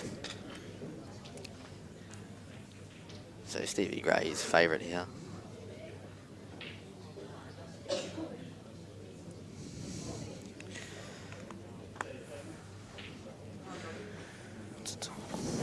Stevie Gray was 4-0 down. Yeah, he's showing his fighting qualities here. He's the world champion. That's right, Masters World Champion. And this is one of the reasons why. Because he just doesn't give up. Yep. Bit like yourself, Scary. One of the better fighters. I like a good battle. Mm. I'm probably quite a bad front runner. If I get in front, I just tend to relax and, just maybe stuff up a little bit more. Yeah, no, you'd like to fight, that's for sure. I think Stevie's obviously going to try and go game here. They're all there. They're all there. Probably, how would you go about these last few balls? I probably would have tried to get on that. A bit higher? Bottom yellow, yeah. And then what, drift down for the bottom one first, or because it's getting from top to bottom, getting to the top yellow to the bottom yellow is quite hard. Getting from the top yellow to the black is actually a lot easier. So with that last shot, I would have been a bit higher. Played this ball that he's going for now, and then come down the table. Yeah, well, this is actually this is where this yellow is positioned in the hole. Yeah, Still should land on the bottom yellow, but it's not exactly straightforward. Probably going to try and screw straight back here. Yeah, to the side, yeah. Just hit the side on the white. Doesn't want to be too straight here. Just follow it through for the black in the middle.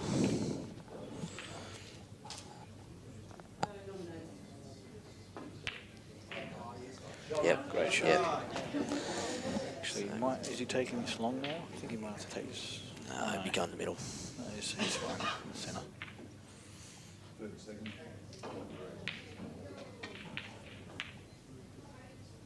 And there it is. It's for all. I'll tell you now. Stevie Gray favourite now. Come on, Stevie. Come on, mate. Come on, Donnie. Come on, Stevie.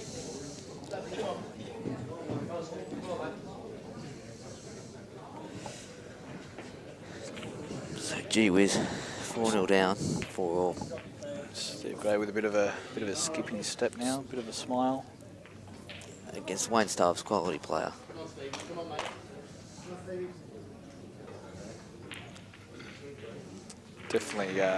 Definitely starts favourite now at 4-all, Steve Gray.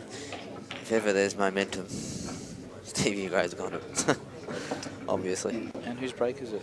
Looks like Steve's. Wayne's, I think, Wayne? I don't know. Yeah, it's Wayne's. Okay. So here's the handshake. There we are. So I think the winner of this match, I think, is Yeah, favourite. that's what Jamo was saying. But at the end of the day, yes, you can have your favourites, but you're only in the last 16. You've still got Yeah. you know, a bunch of other plays to get through yet. So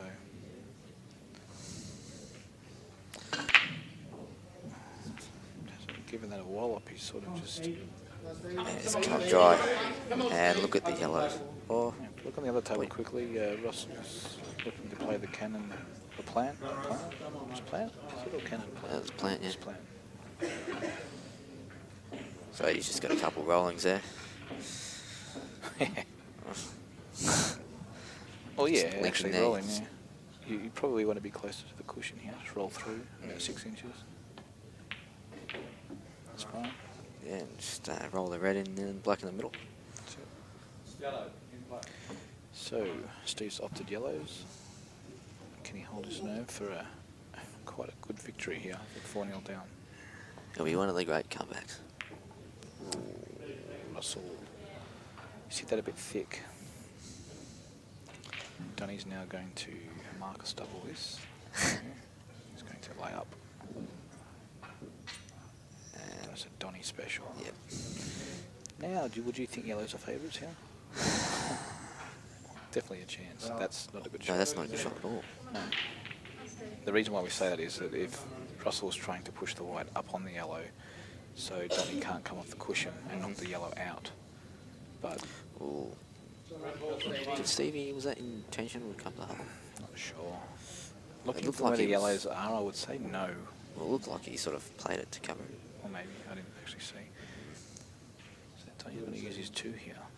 Second, is it? I think Donny had a good chance to actually get that out there. The He thing is, did. you don't want to get this yellow too close to the red now, because all Wayne is going to do is lay up on it again. Russell. Russell, what? I'm talking about Donny's match. Yeah, you said Wayne. Oh yeah, shit. Sorry, whoops. Yeah, I'm getting Well, confused now. that's what Wayne did anyway, he just rolled up to it. Yes, I was right. Gee, look at this, both corners here. I think Donny actually has hurt himself here. He had a chance there to... I don't know. In those situations, I kind of personally like to go early. If that's touching ball, then Kill the black. kill the black. And then, if you kill the black, get the yellow out. Yep. Or just move the yellow. You'd have to- You actually don't have to get it out. You've only got to move it about 6 inches or a foot, you know.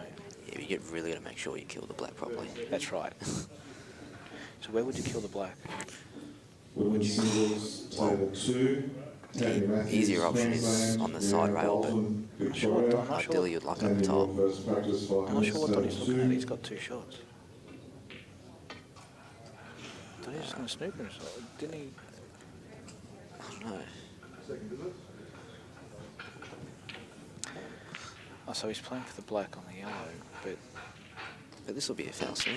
no. Oh, no, because he's got to hit the yellow, the black. He's got to play it in a way. I see this going sour. Yeah, I don't really like I this. don't like this. But he's going to have 2 shots. It's no good. Foul snooker. That's why, yeah. And that's a foul snooker. I'd have killed the black. It was perfect to kill the black. Yep. Just there's nothing wrong with killing the black there and making them play a nice black down a rail or doubling ball. Yellow ball. And Russell's looking at this thinking it's fairly hard. No, it's a foul snooker. Yep. Just, yeah. Yeah, but he's sort of... So yeah, just black onto the yellow. I wouldn't be doing that. Gee whiz. Would you be doing this? What's he doing? This could go wrong. God. Could, but yeah, it went right. So Strange way of playing. the mustache. He's a lively character, Russell. Dude. Yeah. Remember last year he yelled. Oh.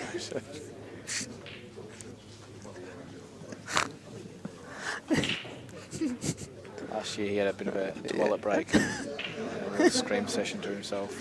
It's it was very funny indeed. Steve Gray's taking control of this frame and looks heavy favourite to retake this World match. champion, best player on the planet. At a very old age.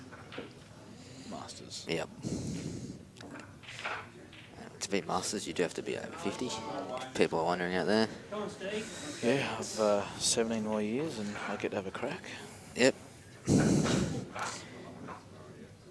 Gee whiz, the Masters is, well, we've got strong Masters now, but then you'll have likes of Mark Robertson, Jamie Stevens, yourself, Benny.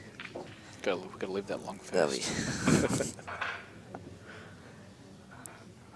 Steve Gray's just knocked in and fouled to give Wayne 2 shots. Good shot, got rid of one of his balls. So if you're Wayne here, what are you? Well, the thing is that red down the bottom left, Wayne can't get that out without fouling. So Steve knows this. Yep. So, if I was Wayne here, maybe just hit that red that he's looking at now, stun the white where the red is, bring the red up and down the table, and then play the black in the bottom left corner and just sort of stuff everything up. That's fine. You can now double the black up there if you wanted to, but I think Steve's going to pot out with 1 shot anyway and have 2 on the black. So maybe. Yeah, does it? Oh, yep, the yellow goes easy in the middle. Maybe push the black. Push the black to the left-hand side of the yellow near that red. He's going to have to do something sort of match-winning. He has to. Yeah, well, the thing is, doing this, Steve Gray's just going to get it out. Yep. So this isn't really. I don't think that's really a good safety. It's not. I think he's got to work on the bottom, bottom left pocket. He has to do something down there. See what Steve's done here, just put another one of his balls. And that's what he's going to do. Yeah. He's going to put his balls now. That's why I would have just maybe been a little bit more attacking there and just sort of. He has to attack Wayne if he wants to win this match. And Steve's just playing a very smart game right now. Very patient. That's what he does. He's one of the smartest players going around. Doesn't give you anything. Is what Stevie does a lot. He will give you 2 shots and tempt you to go game. He really does. He kind of sucks you in. And he knows the right time to go as well. Yeah, he's very controlled player. He doesn't do anything out of the ordinary. He's still one of the hardest players to beat. Even Ace just doesn't give you anything. Yeah. He's won more tournaments than everyone put together in the room, I think. Not quite, but he's won a lot. Could be right. Actually, yeah.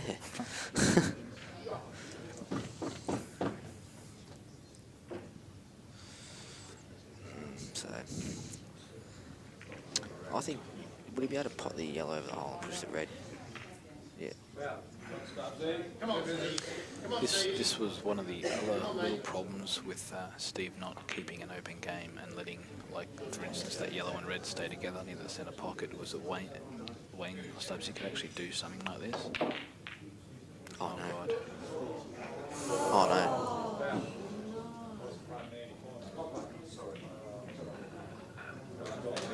Oh, no.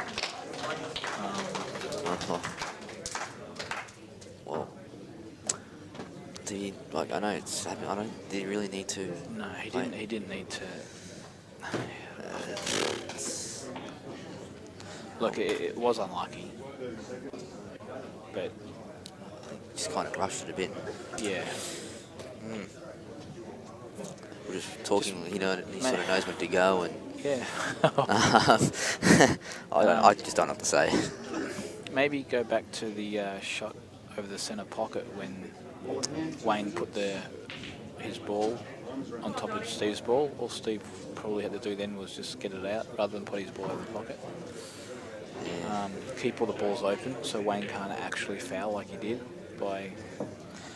And I even think I'm not asking him any time soon or anything, but I just wondered that when he was on the out at the start, whether he intentionally went to cover the bottom left corner because they were there. Yeah, I didn't actually see that shot, but that's a bit sick. Yeah. So that's Paul. Well, there goes the world champion out of the field. But all in all, a good fight back. Yeah. So that's something that you need to take out of that match. Hasn't lost any fans, that's for sure. Sick way to lose, but good fight back. The thing is, if you just throw in the towel and lose 5-1, 5-0, it's very hard to actually do a comeback like that ever. The thing is, I don't think I've ever seen Stevie Gray give up anyway. No. Ever. Or even look like he doesn't care. And he's already out of the room. Yeah. He's gone. Yeah. Guessing you just want some time for himself, just to...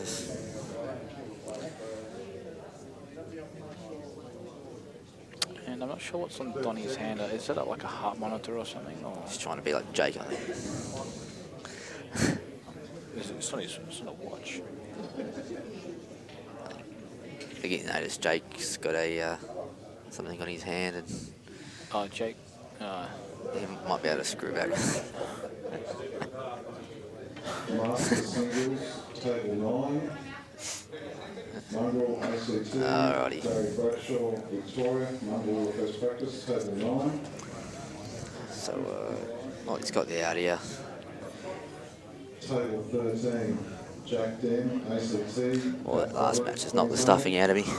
Jack, your first Yeah, practice, so- table 13. It's not how you want things to end, but anyway, well done, Wayne. Yep. 30 seconds. So Donnie, just knock this round at the top that you're looking at. Just knock it in You can just screw back off this one at the bottom left. if you want. Screw back. I'd probably just play. Yeah, just a little bit of side like that. That's... Back to where he was. What a positional player. Just Would you take the one up? Would you take the one up top? He might kiss the yellow and knock the other yellow in. Well, Oh, it's okay. He's fine. He no, knows he's got quite a bit of angle there on that. He knows what he's doing. One in the He'll middle. roll this in and then roll the other one in and come up and down the table and. Told you he's got. Oh, Donnie. He's, DC. yes.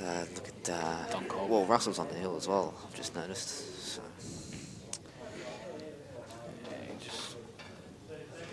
so up and down here or come across the table? Across the table? You've got to go across. You got to try and pot it. No, he's missed it by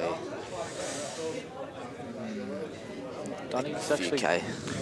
Donnie probably would be a little bit disappointed. He has given Russell a few of the frames, so I think Donnie should be up 4-2. I think he's given him all the frames. But Russell, I can't see Russell stuffing this up. It's all about experience as well, is another one. Just hit this yellow straight, knock the other one down. Oh, well, That's fine. yeah, it's worked out well. Yeah, it's something you don't see a lot of people do is use their two visors like that. They'd try and hit the yellow on the yellow and try and run the yellow down the table and then kill one yellow and then the other yellow spits out of the jaw and goes dead and then all of a sudden they're in trouble. Like having two shots is something sometimes like having ball in hand. So basically he just opened up those yellows and it was like having ball in hand and now he gets to roll in the rest of the balls. Well, that last shot, I probably would have stunned it and played the yellow to the bottom right and then played the one in the middle half. Yeah. So if he underhits this, That's right. yeah, it could be in a little bit of trouble. I have to pull Probably off just a good... stun out into the red. Like, Yeah, you can use the red as a guide. oh wow. Oh no, that's actually perfect. I actually think he may have tried to do that. As in hit the red. Yeah.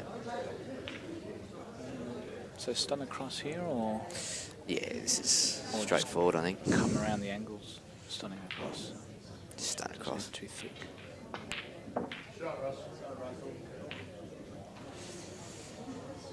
Looks like another Victorian is about to bow Bite the out, dust.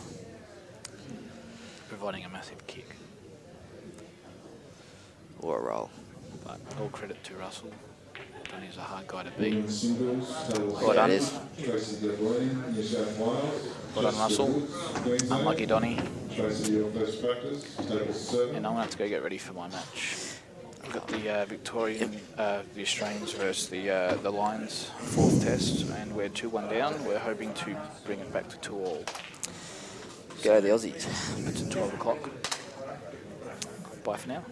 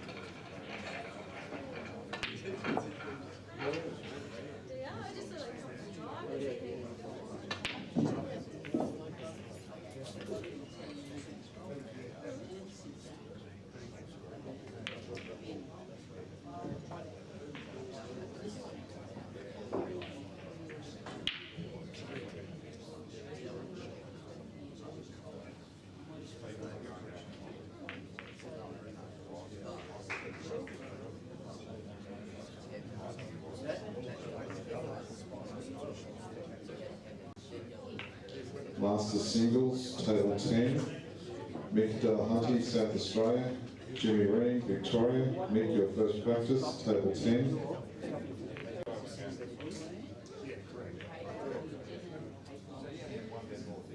Yeah, you can, they take the rails, it's all, it's not offensive. Yeah, it's expensive rollers, because, no, it's not. So you can hit it.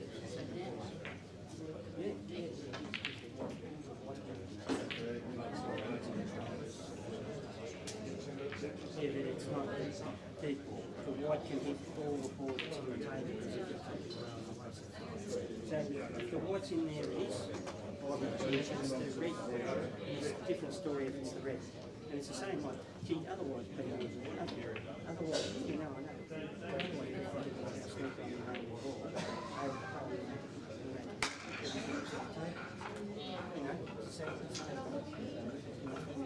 But it's just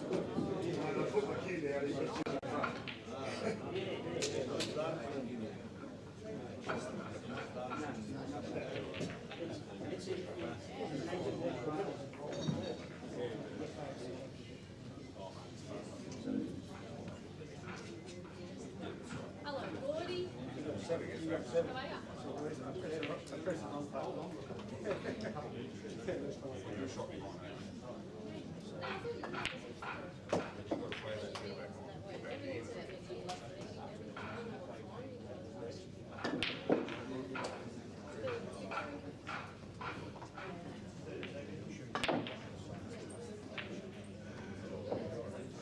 it's only weird. You guys.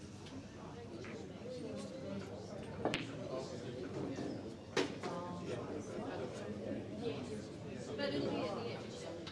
It'll be at the end. Where the menu is. The edges are.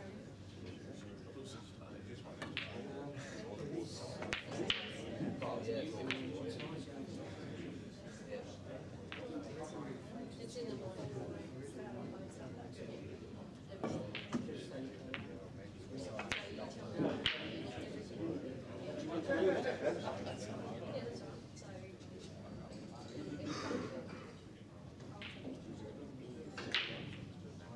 Oh, look here. Just tell him 7.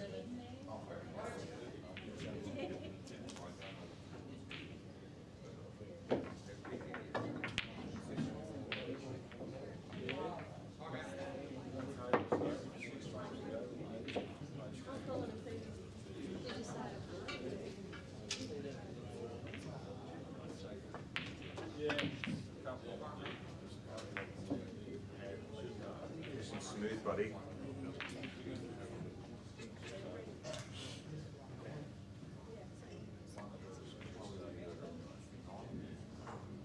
I'll leave my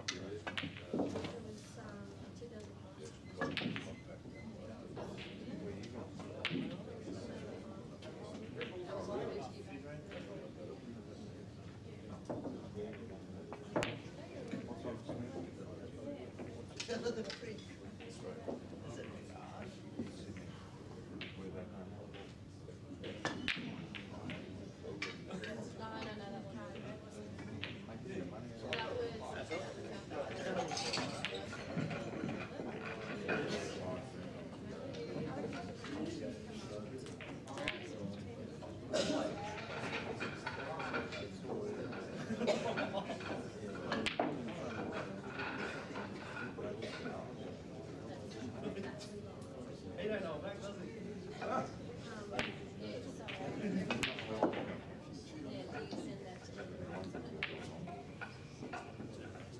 First umpire, what every umpire. Change over on table 7. That's what I was thinking.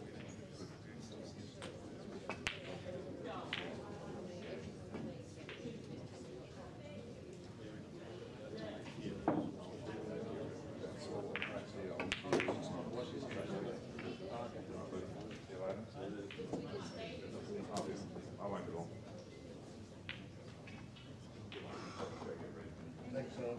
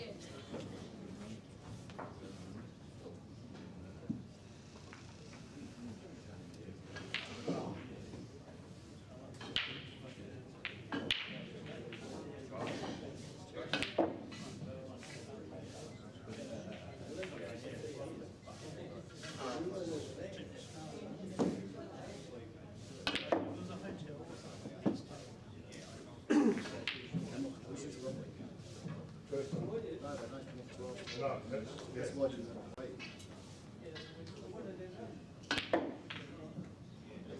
here, I got a big side.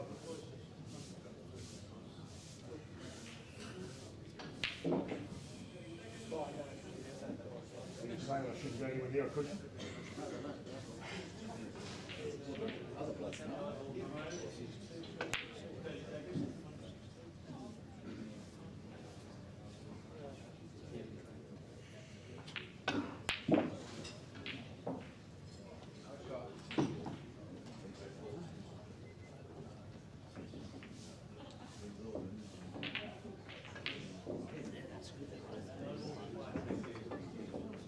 We should have had a practice ground. Should have. I think they might have thought that. They might have thought that was a bit strange.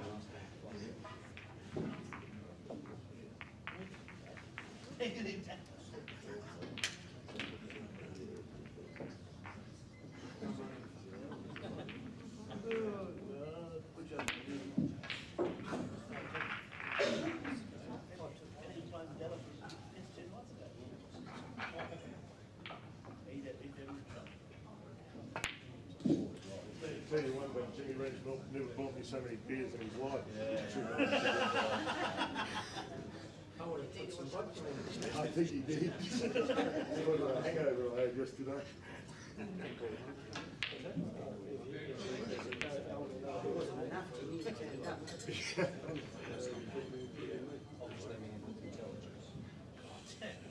You're not talking about Jimmy, are you? That's why.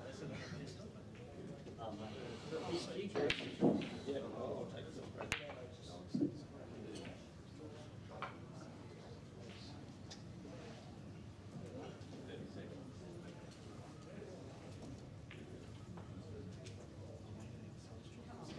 Well, he did come.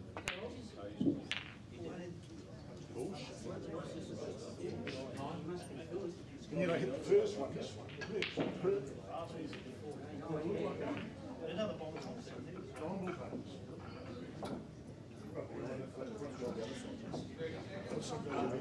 yeah, I don't know if it's the AFL.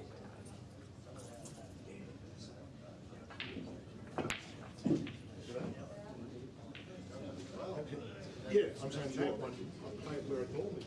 Can you please start on table 7?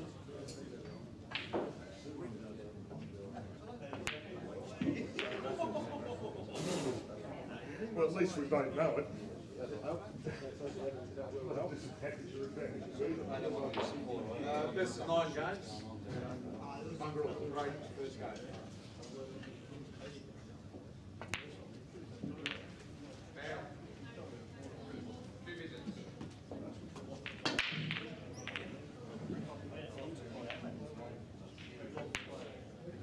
Open table. Same time.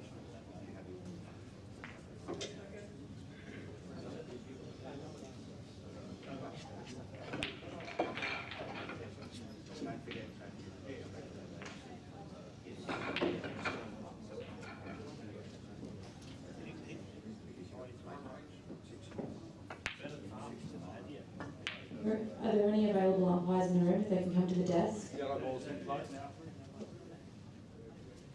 30 seconds.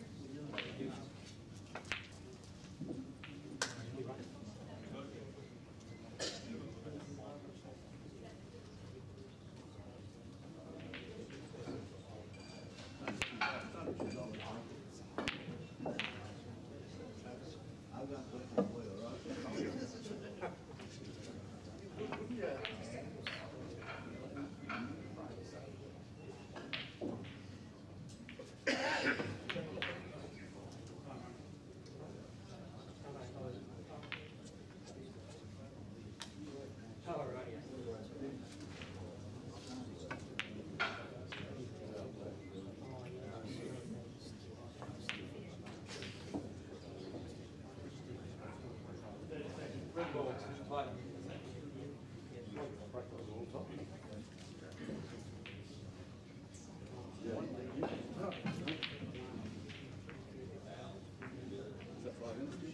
I think it's meant to be 10.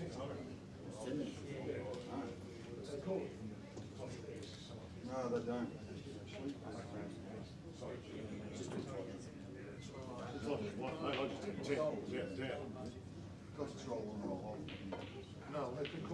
They have been called for front desk.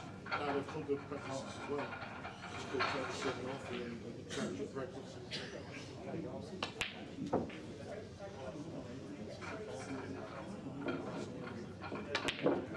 Russell had his 26 years.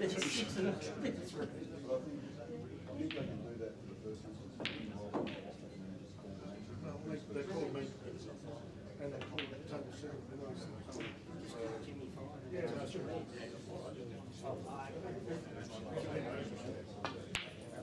Jimmy, you got an hour. That's it. We actually just had names.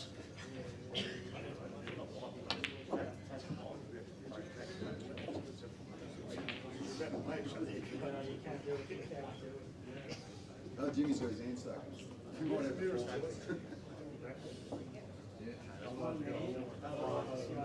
Yeah, okay,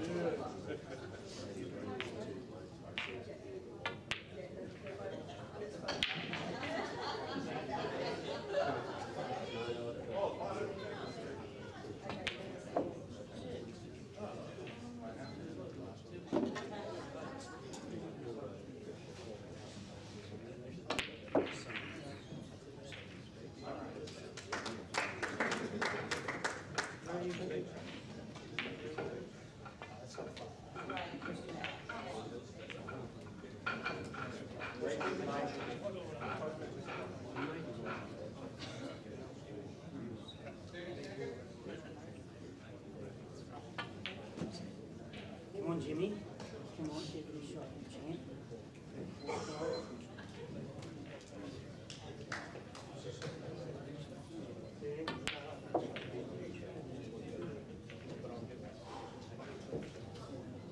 Yeah, no, I have one.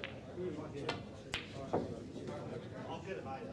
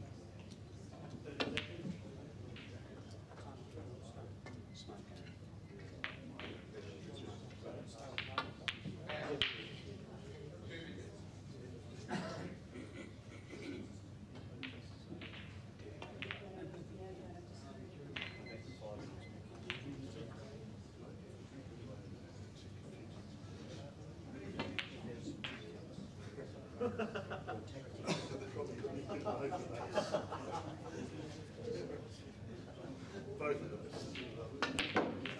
And the ones on just Texas. 30 seconds.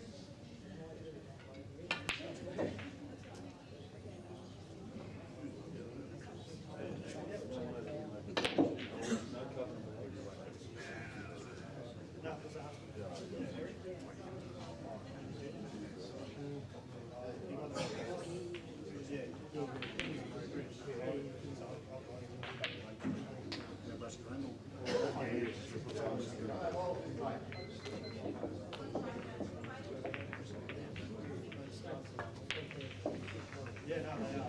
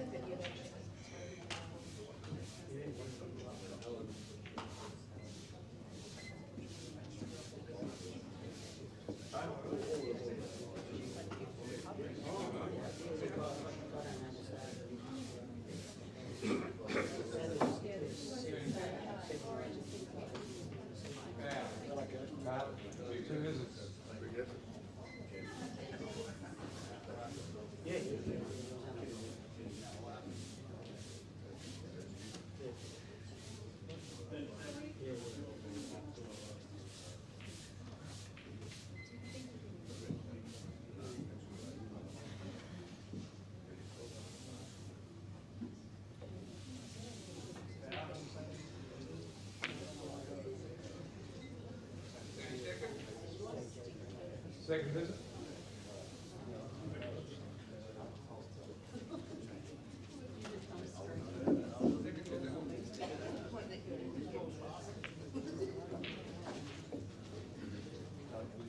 Out of Rangers.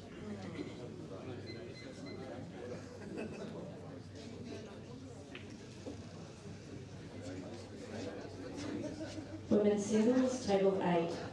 Christina Cemento, NT. Rebecca Smith, WA. 5-minute practice. Two visits.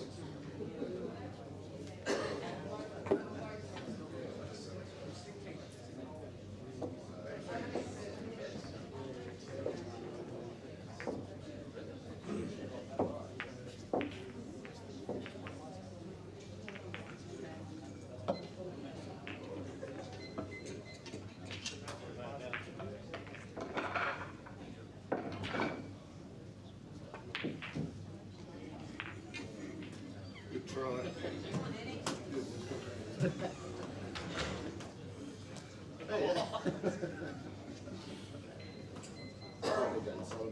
think it's a good idea.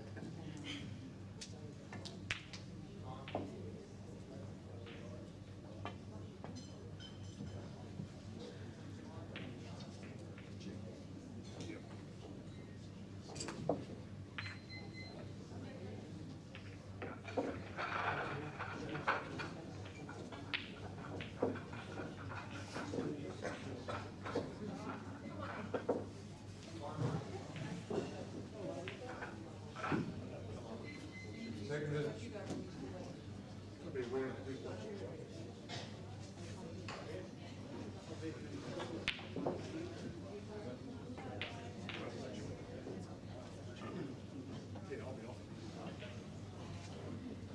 Table. Women's singles, table 5. Renata Delahunty, South Australia. Julie Lucas, Queensland. Table 5. 5-minute practice.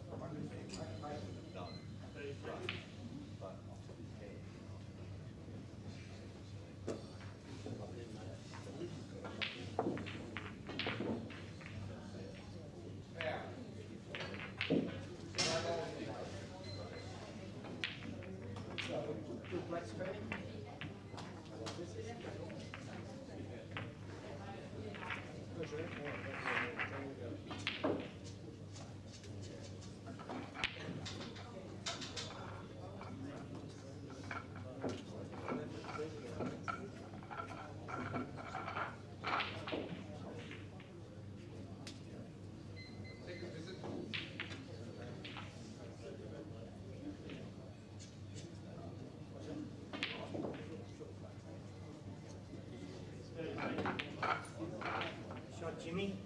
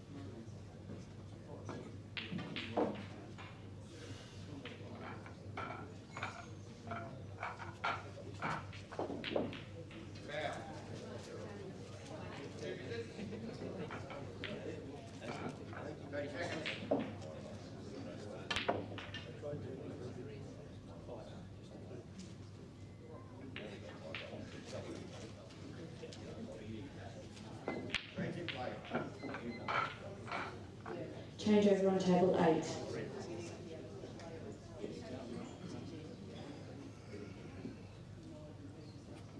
Come on, Jimmy.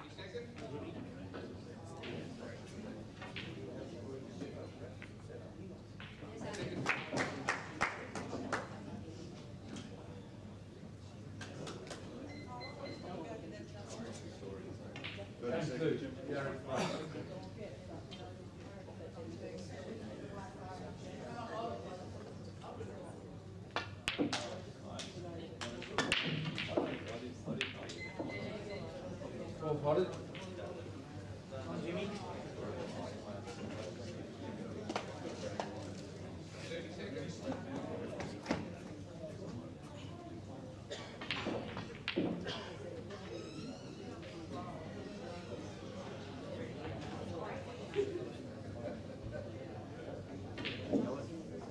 Yellow in play.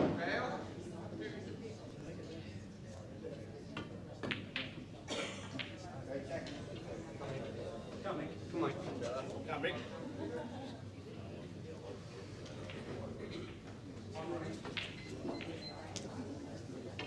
Come on.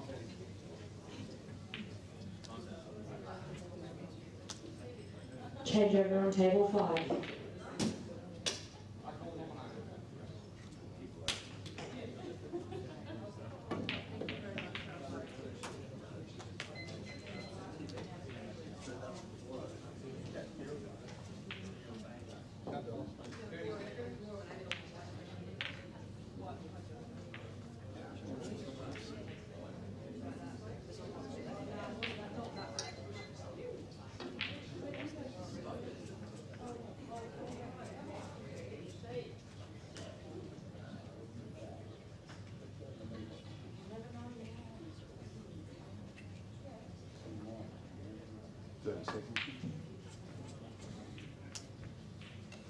Red ball in play.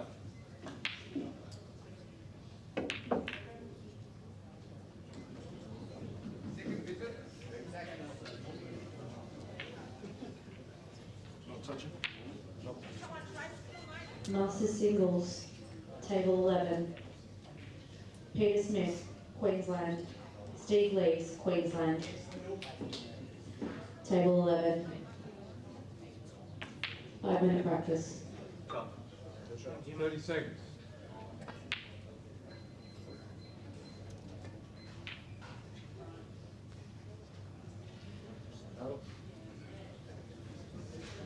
Total single granted. On Gary.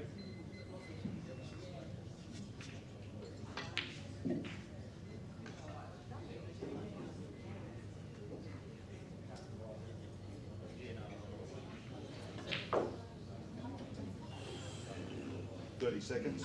Table 6, women's singles, Stacey Siakis, New South Wales, Sharon Brown, New South Wales. Stacey, your first practice, table 6. Mick. Foul. Caldella.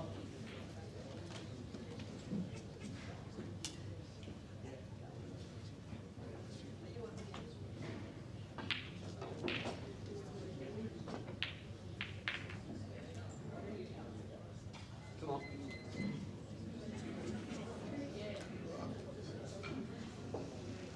30 seconds.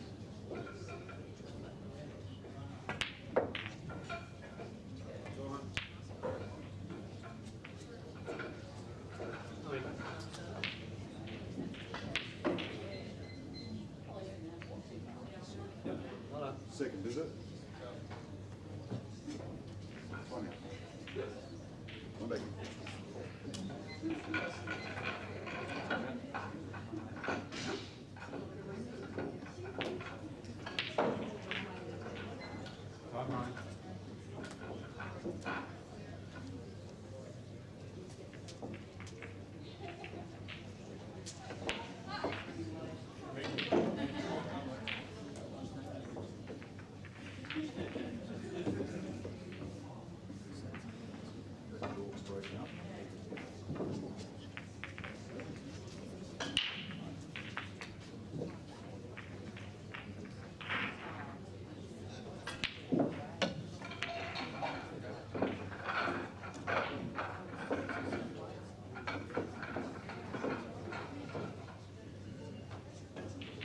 Table 8, could you please commence your match now? Thank you.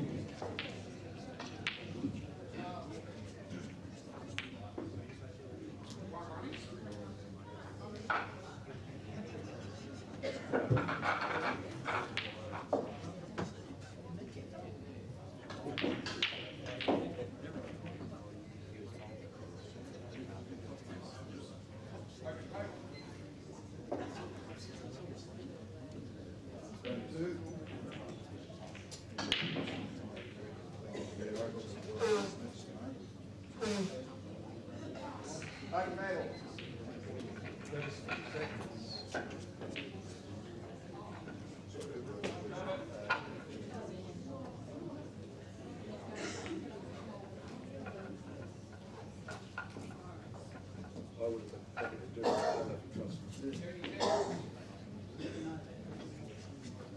Thanks very much.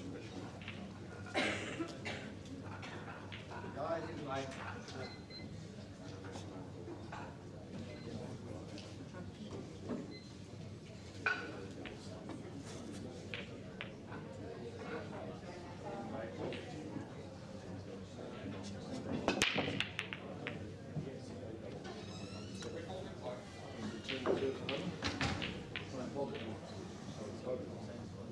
Umpires play to control table 5. Or hand one visit.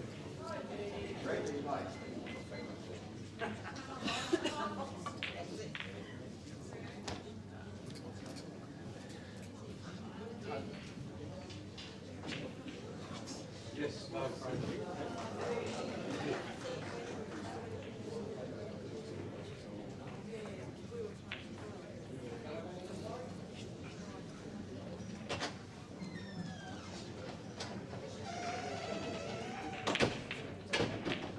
Red balls in play.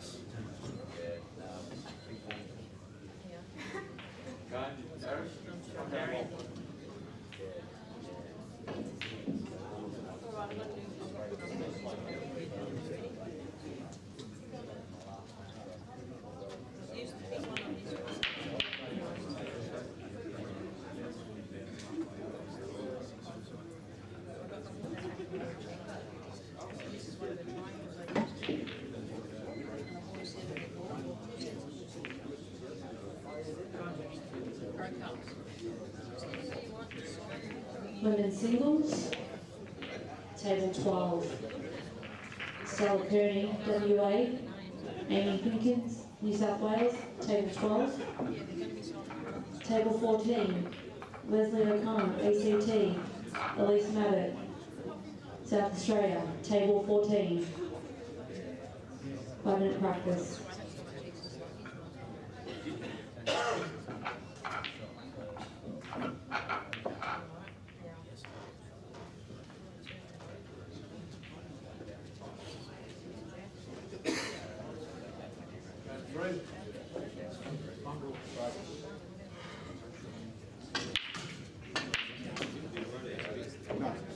Well plotted.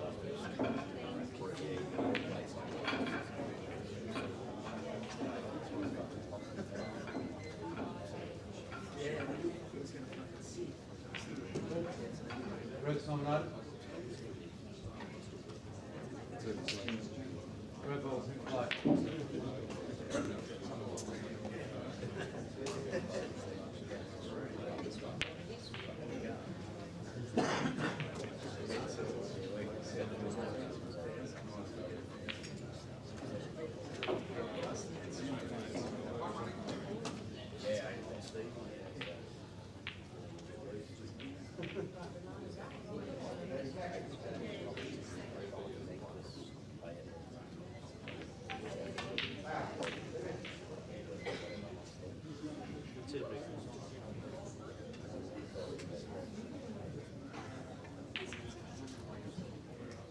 Table 6, change over please. 30 seconds.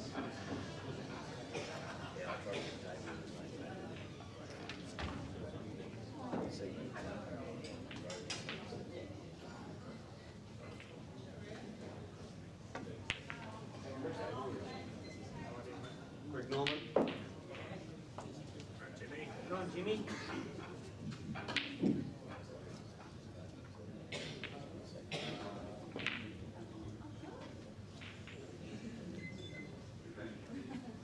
Go on, Gary.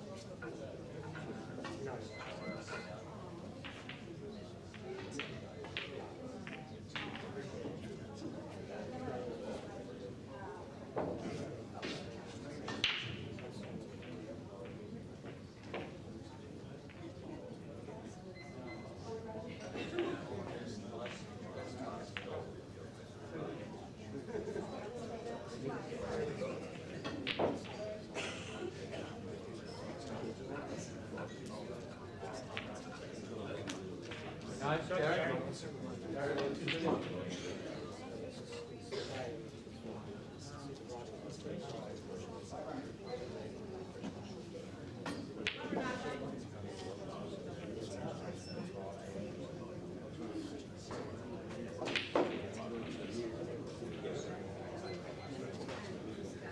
Seconds.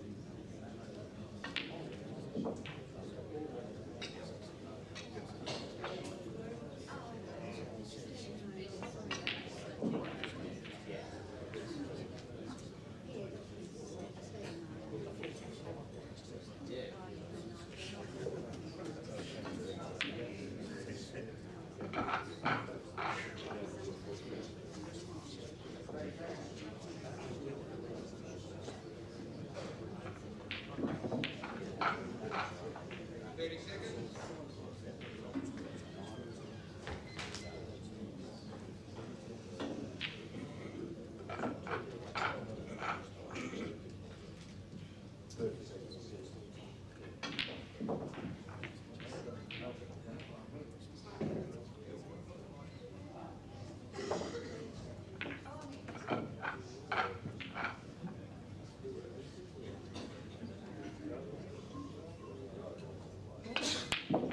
putt.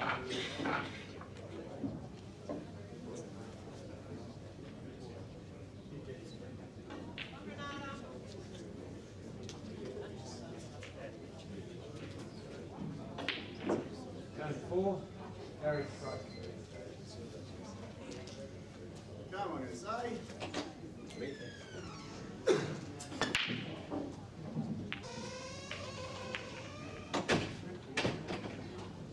Open table. Greg Norman.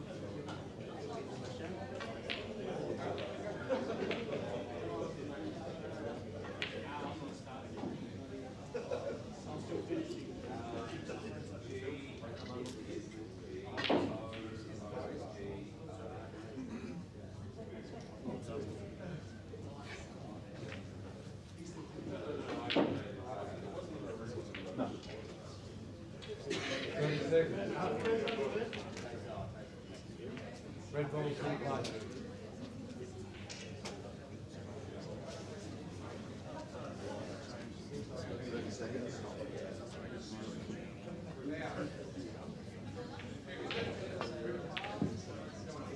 Players on table 6, can you please commence your match now? Thank you.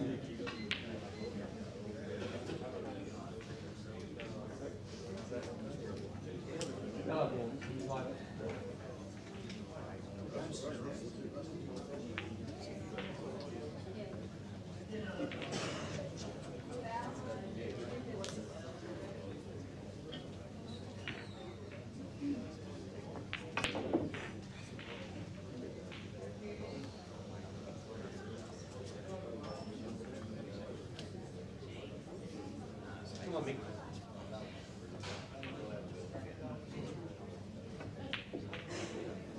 Show that. Come on.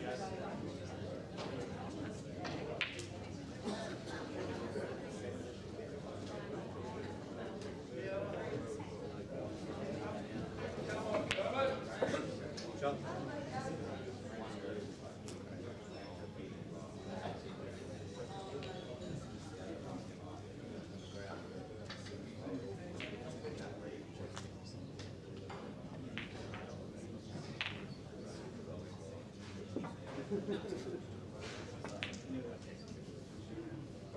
Good shot.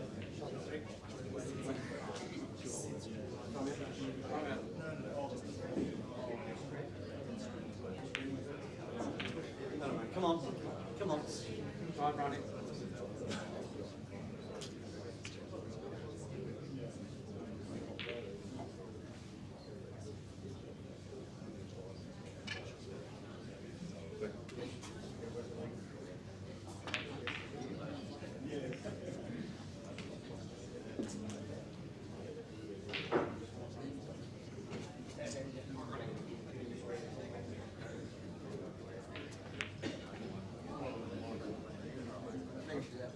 Jimmy?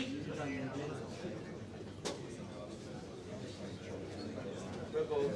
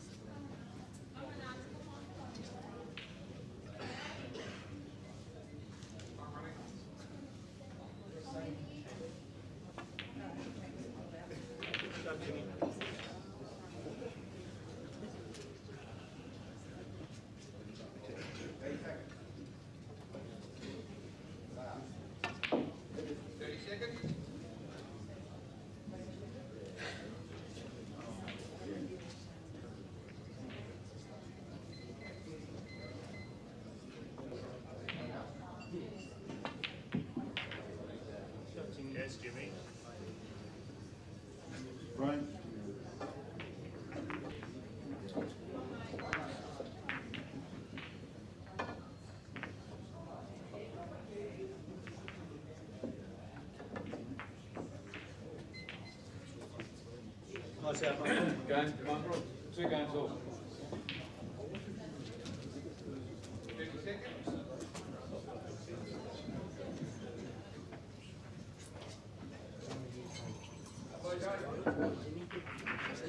Thank you much.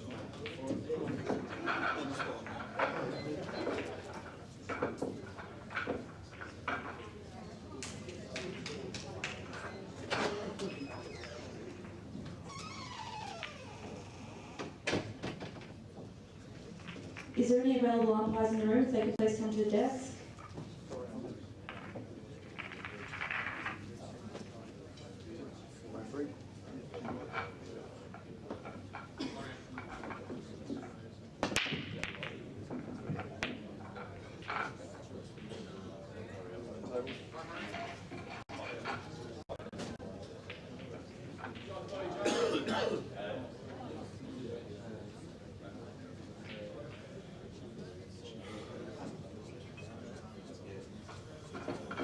Game 5. Might as well break.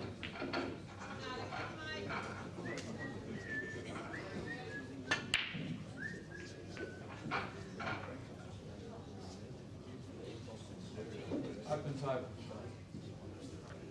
30 seconds.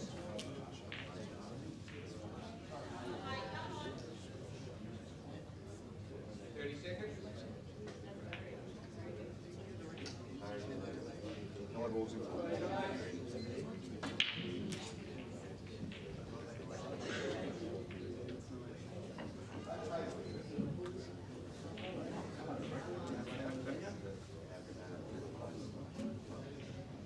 Seconds.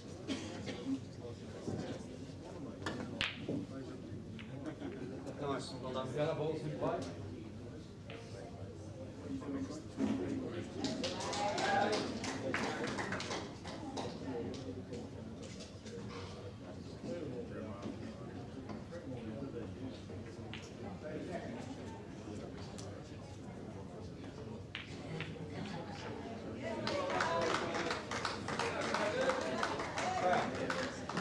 Red balls in play.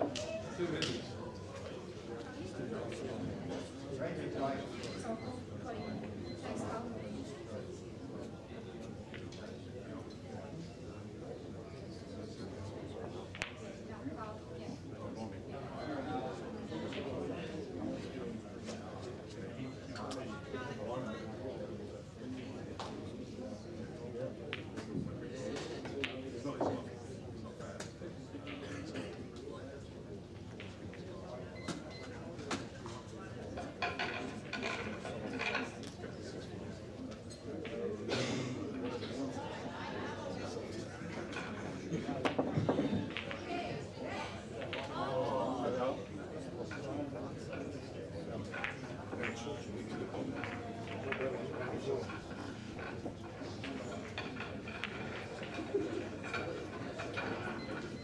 Second minute.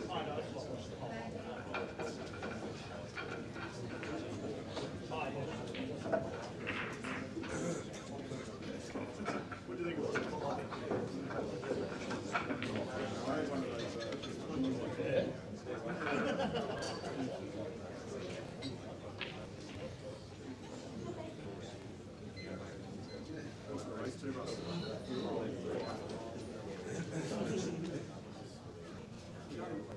Seconds.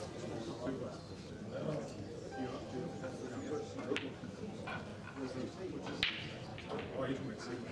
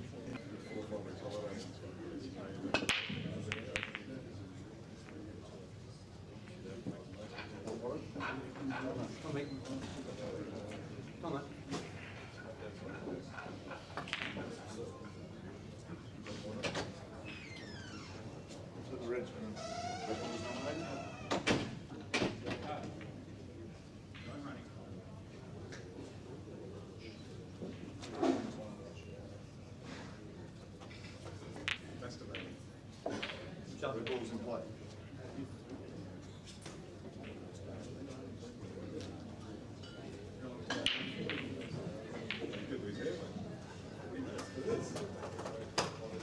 The hair in the place.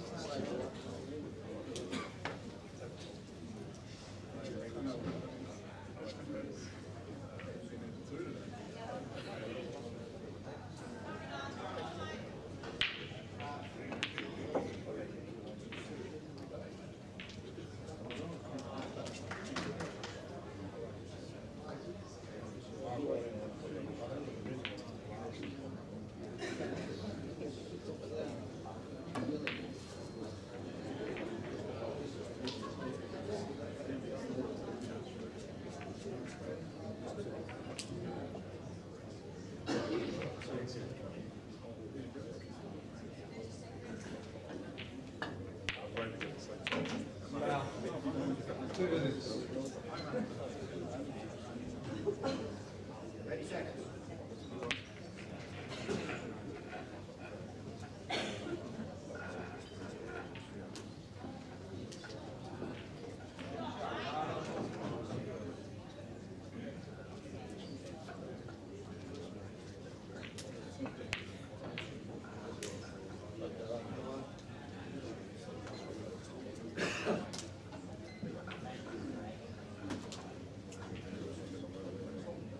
Second visit.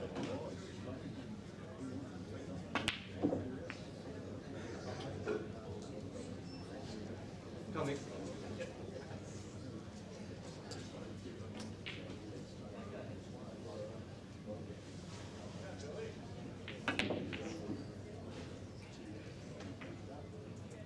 Come on, Jimmy.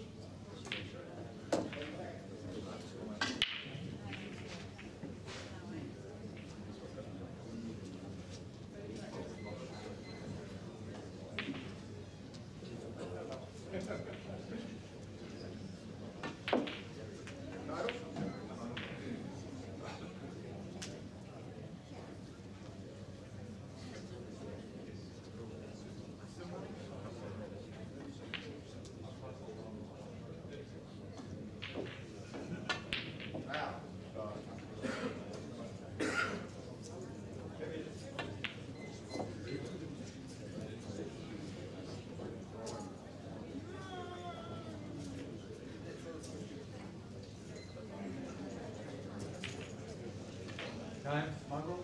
Mongrel load.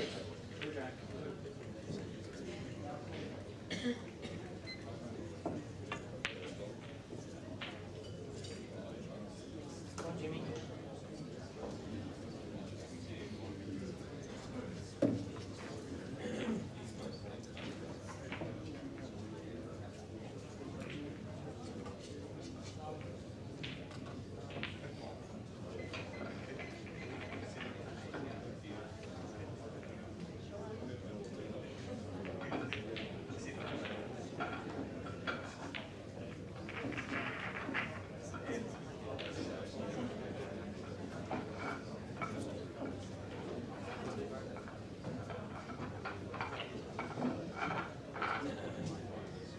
Second visit.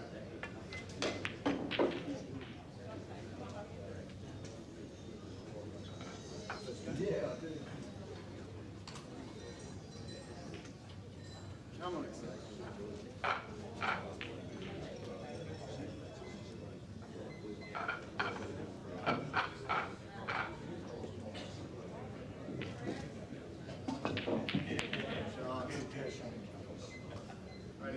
That's a great shot, Nick. Come on, mate. That's a great shot. Round 6. Gary Rush.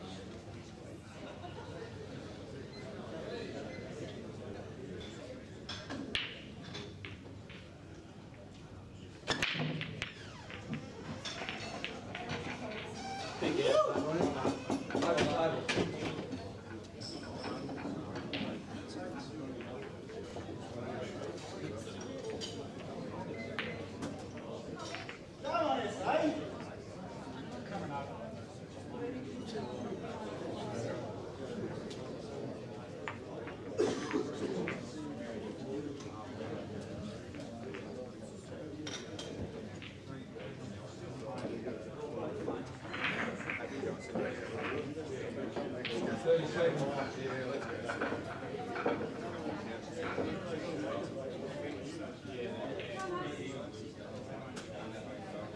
Yellow balls in place.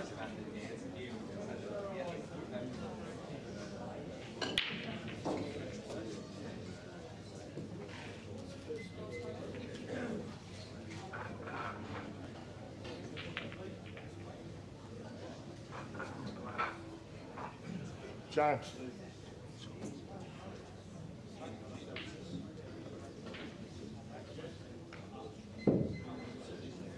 You're right, Mick. How's Renata going? 1-0.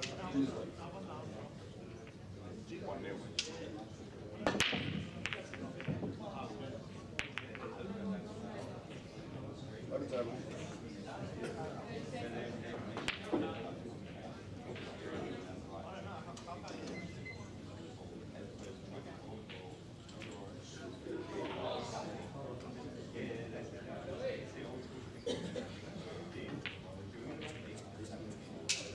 Mick.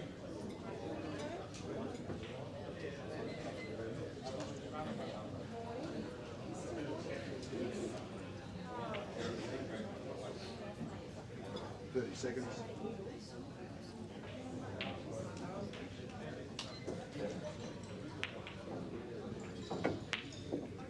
Red balls in play. Red balls in play.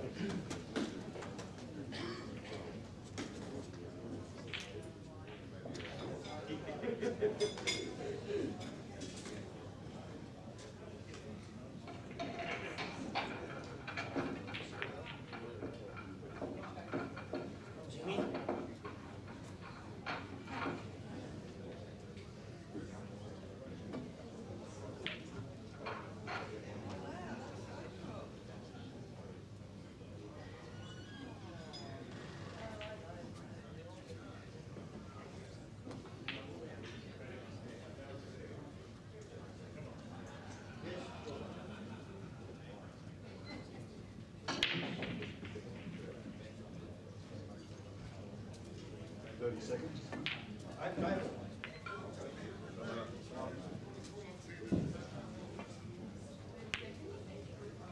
Go, Jimmy.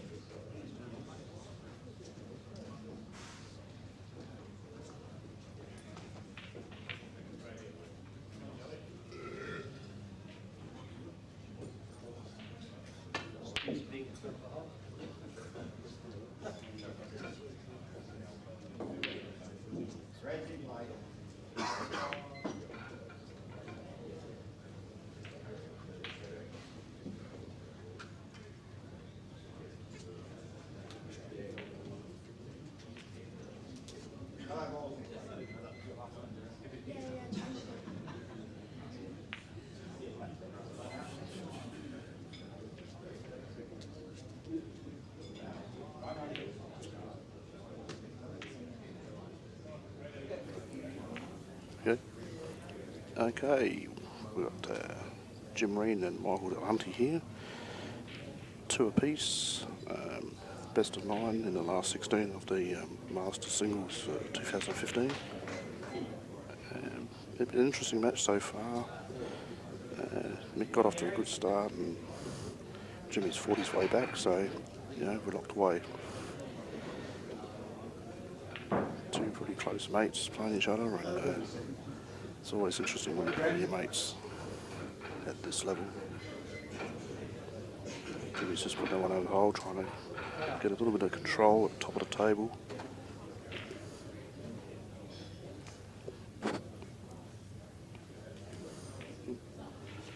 Be interesting to see what Mick does here.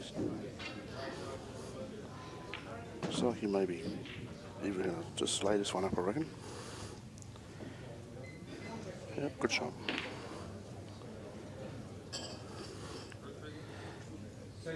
Two sort of master tacticians going head to head here. They've probably played each other on numerous occasions. They probably know each other's games pretty well.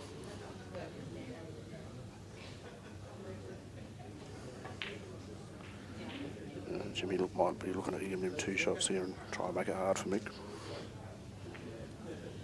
Just put his ball in, make it tough. Mick's probably going to try and have a go now, so he's got 2 shots, and obviously a difficult first shot. Perhaps into the middle, yellow closest to the black.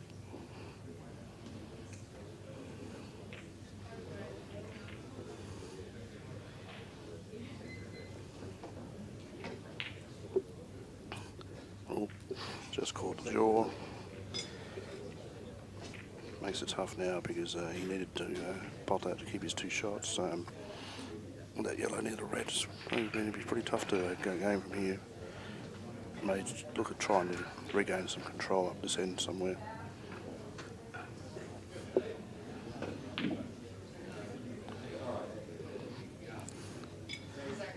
He's a bit difficult. He's got one over the centre, but getting back on these 3 balls up here.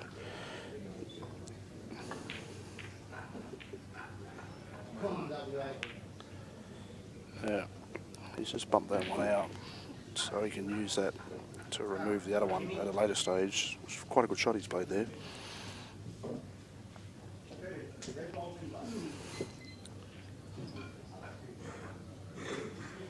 Jimmy's back at the table now. He's thinking. The problem here is the red between the 2 yellows. He's got to somehow either move that or do something to control this pocket at the top right pocket here on the bottom of the table, because that's the key, I think. Oh, he's gone to. Oh, well, that's ended up pretty good for him because he's now covered that yellow. Interesting frame, just having him flowing. No one's really got a clear advantage at the moment.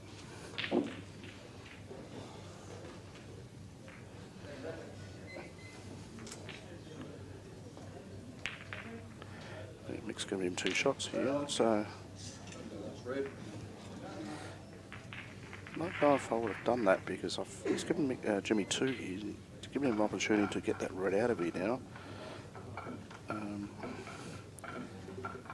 He sort of opened the game up. He's forced the issue. So Jimmy's definitely, I reckon, going to have a go here.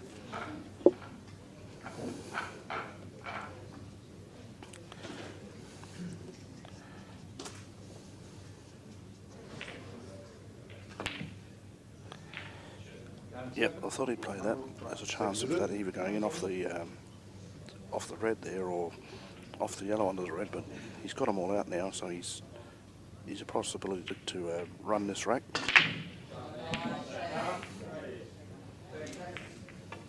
Right in the middle. Yeah, he's in prime position here to attack these balls and play up Jim's capabilities. I'm pretty sure he knock these in and hopefully take a 3-2 lead, but obviously being a little bit biased, being South Australian, I'd like to see Mick Hunty progress in this tournament, but yeah, at the moment anyone's match. Nice shot by Jimmy, just pop that one, come around. Probably would have liked to have landed a little bit straighter on this one, but he's still rolled us in centre. Red ball, play. Yep, that's there. Yeah, he's got like a half ball cut into the bottom pocket here. He should be okay cutting it in the white mate, canning into the yellow, but he's still going to be on that red over the middle pocket anyway.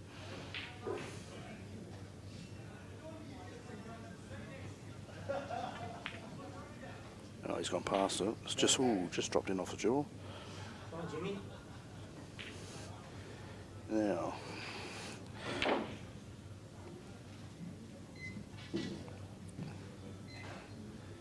not sure how he's going to play this. If he can cheat the pocket a bit and just come down for the black in the opposite middle, or just a little stun down, perhaps. Oh, he's caught the jaw. That's not the greatest of shots now. These blind cuts back into the centre can be a little bit tricky, but it's certainly there.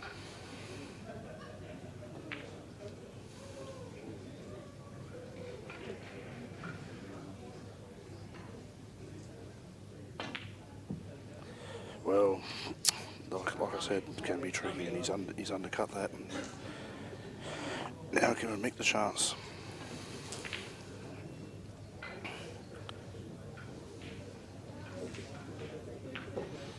Yellow into the middle. He's going to have no problem potting these yellows and get probably wants to get close to the black to pot that black up the rail. Oh no, he's playing the snooker. Interesting choice. Didn't feel like attacking. Tiny percentage shot. Me personally, I don't like to give someone another look at a shot because anything can happen, and I think once you've got a chance to go game there, I think he probably should have attacked there, but that's the way he's read it, so there's nothing wrong with it.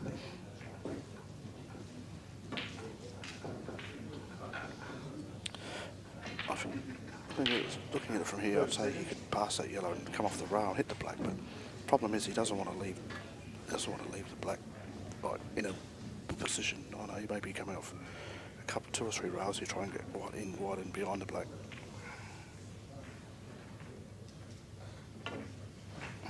One rail, 2 rails, 3 rails, and yeah, he's hit it. But that's what Mick was hoping. He moved the black out away from the rail a bit. Now I think you'll certainly see Mick attack this frame from here.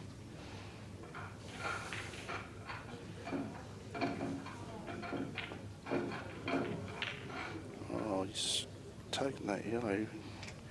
White's run a little bit too far down the table. It's not okay. He's got the one over the hole just to come off the back rail slowly onto the other yellow. Oh, he's overplayed that one as well. Jeez. He's overhitting the ball a little bit here. That's not a good shot.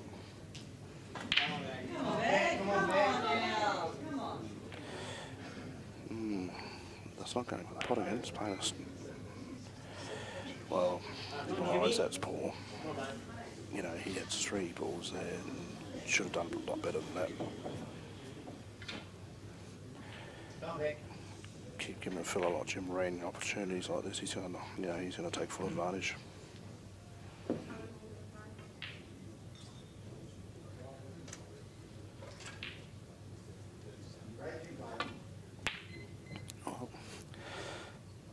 I think both guys here just feeling the pressure a little bit now. This has been a very sloppy frame. Both guys having a lot of opportunities and so far not been able to nail it. So let's see now. Mick's off with a tough shot. He may like overcutting this and try and put the white back up that end of the table. Or then again he may just try and knock it in. I think Mick's looking at the safety option where he leaves the white back sort of where it is now.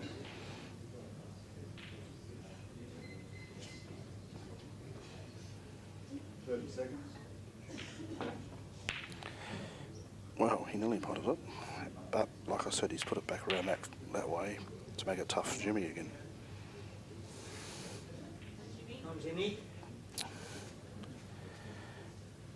I think Jimmy's got an option here of a cut across the table into the top pocket here.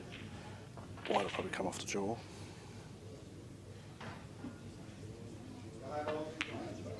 Well, it looks like he's overcut that too. Oh, and got a kiss off the back of the leg, gone in off. A little bit unlucky, but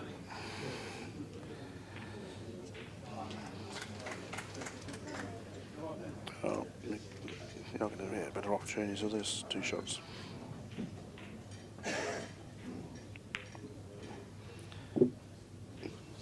One shot to go, so it should be 3-2 to Mick Delaney here.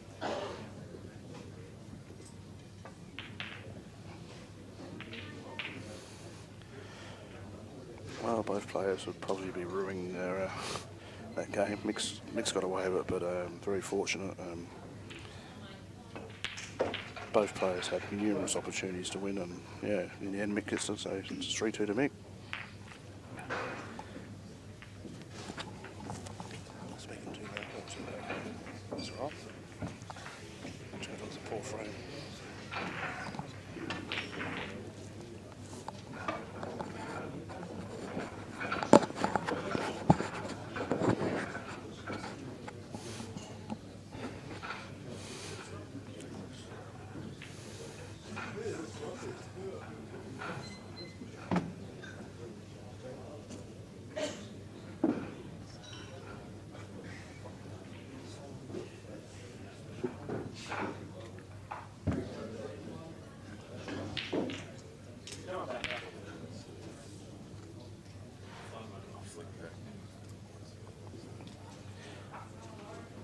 Okay, on this table here we've got the one rule, as is known, playing Gary Bradshaw. Mungall leading 4 frames to 2 in the last 16.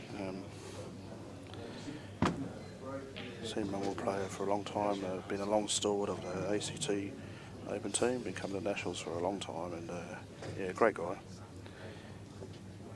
Anyway, we'll flip back to the action on the table. Mick Hunty breaking and scratching there, going in off, giving Jimmy first opportunity, going off the break, just 1 shot after the break.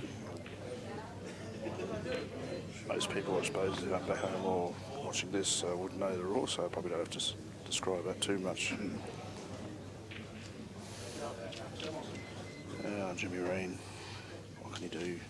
Been watching Jimmy play at this tournament, and from what I've witnessed so far, personally, I thought he's been playing quite well, so been quite impressed with his performances so far, so we'll see how he goes from here. Taking a red in the middle. That's a good shot.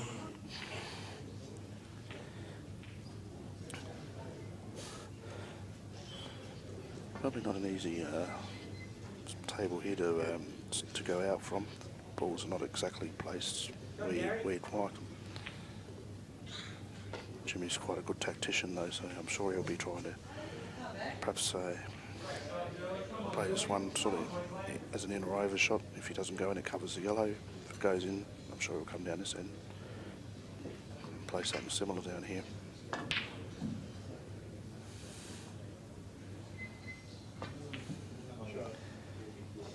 It's gone in. I don't think Jimmy's going to try and attack this because the reds are sitting next to the bunch of the black and the yellow. It doesn't look like it's on. I would say he would just about be looking at the one down the rail just to put it over the pocket and wait. Get some control of the table.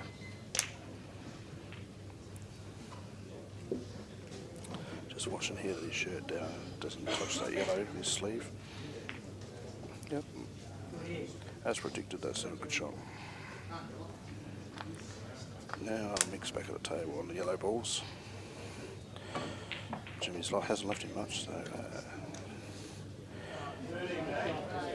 wondering here whether Mick may contemplate potting that red and perhaps leaving the white in a spot where Jimmy hasn't got an easy opportunity to attack and go game. Not sure. We'll see what he does. 30 seconds. Maybe he's just cutting the yellow across. What he's done there, he's left. He's covered all the other 3 reds and left him on the one over the hole, hoping that. But I think Jimmy's too smart for that. I don't think he's going to take the one over the hole. He's going to try and look for another shot to perhaps to escape off the rail. He doesn't want to take that red out. He's covering the yellow. Come across the table and try and make one contact with that red on the other side. Yeah, that's a good shot. Yeah, certainly didn't fall for Mick's trap there.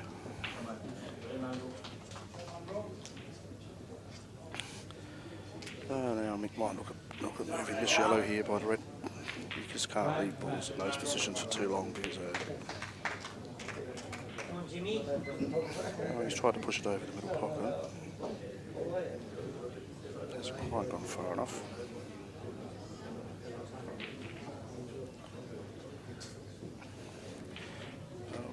Mick's trying to say to Jimmy, you take this red on and I want you to try to go game. A bit of cat and mouse going on here.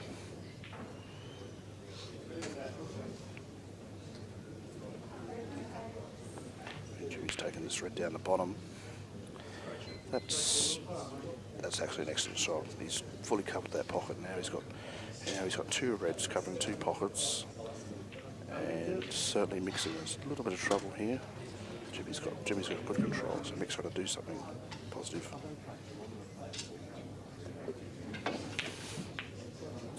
Well, he's trying to attack that one and missed it. Certainly a good opportunity for Jimmy now to Come on, Jim. Come on, mate. Perhaps played a one down onto the other one over the hole down the bottom. He's still got the problem with the one by the black.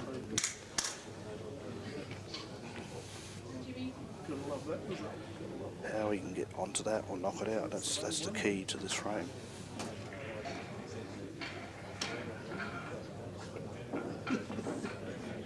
Oh, there we go. Well, that's actually quite a good shot Jimmy's played. The only problem is there, he's got all his reds out, but where does the black now go?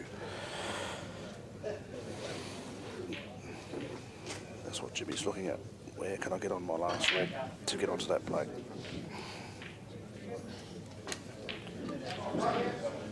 Not easy because the yellows are covering the black for both bottom pockets. The centre pocket's covered as well, so yeah, it's very awkward to get on that black actually. Jimmy's played a combo, yes, just reached. Now, he's got the red in the corner, but I still can't see how he's getting onto this black. He's still got to get back on the other one, down the other end. Yeah, not an ideal situation here to be in because he's going to have to think this one through.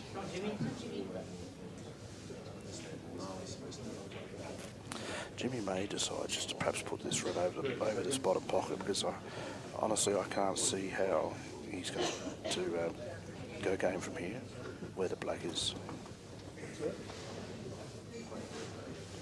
Still thinking about it. No, he's taking the one over the bottom pocket. He's come out. To me, that's not a good shot. I would have left that one. To me personally, I would have played this red that's near the spot and covered the corner because now he's put all his eggs in one basket. Well, certainly the red goes, but how does the white get to the black?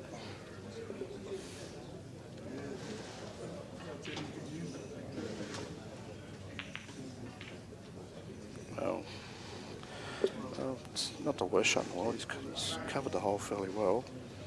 But Mick's a shrewd operator. When Mick gets into these positions, the other guy's got one ball left on the table. Mick's got all his balls. He's very good at leaving you in difficult positions.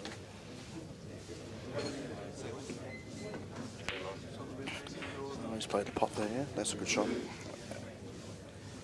He may look now running this yellow down inside underneath that red and moving it. If he does, now it all of a sudden creates an opportunity for him to run the rack himself. Off the rail, yeah, that's exactly the shot I predicted he'd play. Oh, I regret coming sat next to him. Pool can be a funny game sometimes, you know, but he's still now mixed down, Hunty's in very good control. Well, meant to try to leave that one behind the black, but it's actually gone a little bit too far. He's left him a shot on a red bit. Doesn't look like he's got too many options here though.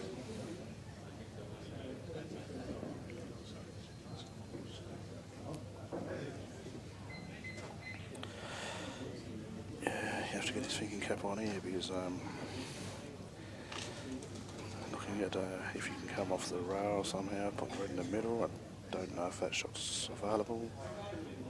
30 seconds. Some sort of safety here, perhaps. I'm not sure. Well, that's what he's done. He's just tried to play a containing safety and just leave the white ball close there, so make it hard for Mick.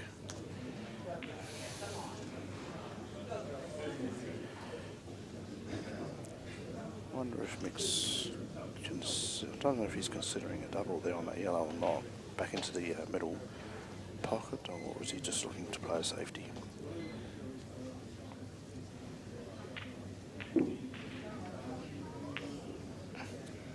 Yeah, he's gone the safety option. But here's a slight chance for Jimmy. He's left him a shot of red down to the bottom left-hand pocket as we look for that TV camera. But so the shot's on, but it's a tough shot. I don't think he's got too many choices here. I think he's got to take it on.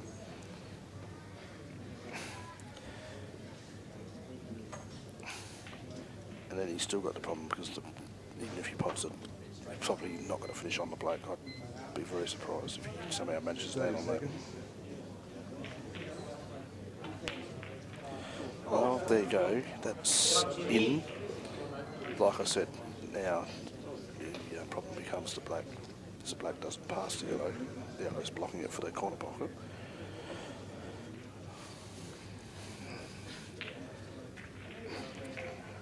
It's a very hard shot, but a double back into the centre. Very tough shot. And from there, he's got to hit it hard.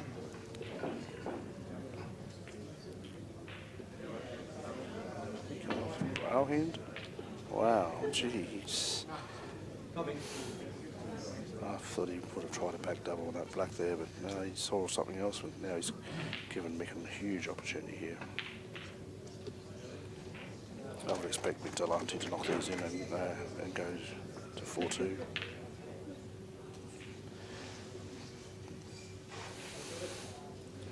Just a matter of keeping a nice position here. Doesn't have to do too much with the cue ball. Stun and stop dead. Take the one out of the pocket. Back on the one in the middle and pops your uncle.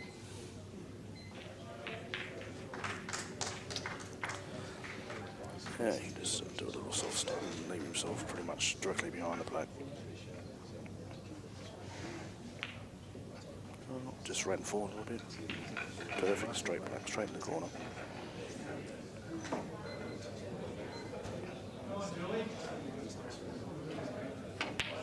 Down it goes, we've got 4-2 to Mick Hunty. Well done. Now Jimmy Rand's got his work cut out. This is a best of 9. Last 16 of the Masters, so Jimmy's going to have to win these last 3 remaining frames. Tough ask against a player of the calibre of Mick Hunty, but it's never over till it's over. C translation. Exactly the same.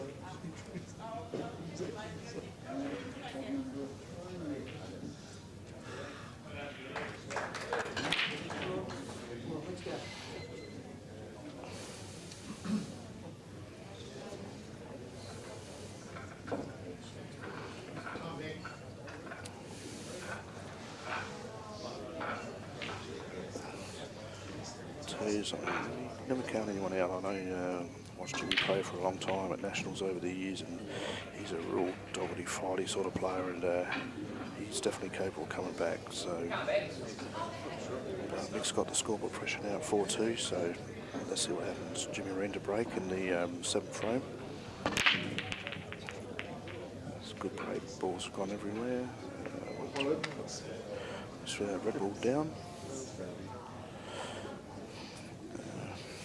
Hasn't landed ideal. The white ball's finished, cue ball's finished on the top rail here, and you can take this yellow, but the problem is the yellows, he's got that yellow up, the yellow sitting in front of the red, so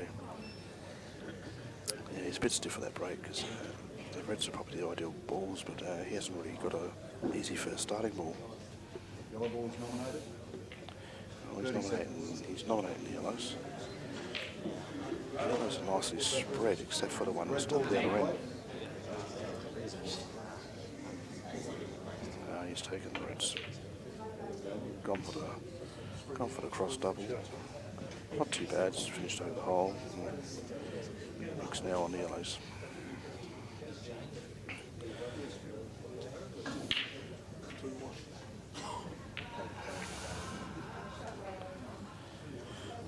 We could be thinking put that yellow down on near the red, how he works his way around to that one to getting that one out of there. I actually can't see his thinking already. The one by the black, he's going to probably play it straight. No, he's not looking at that at all. Oh wow. Oh wow, what a shot that was. He screwed all the way down the table and moved that one I was just talking about. That was a fantastic shot there by Mick.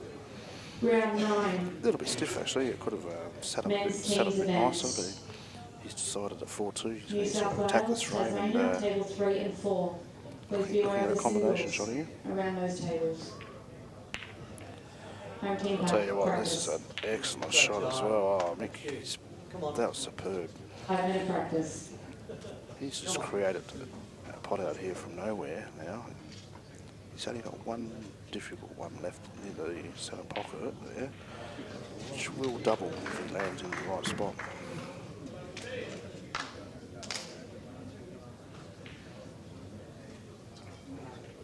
Pretty sure he'll take this yellow by the black into the middle to get rid of that one first. Just winding up his options here. Oh, he's taking this one over the pocket first. It's probably thinking he's going to leave that one. That's why over the black. I don't know. Perhaps he's just going to play the one by the black in the centre, put the one down the bottom pocket, and then perhaps double the yellow last, or roll it in the middle. Or he may even be able to play it off the red in the middle. Perhaps that's what he's looking at.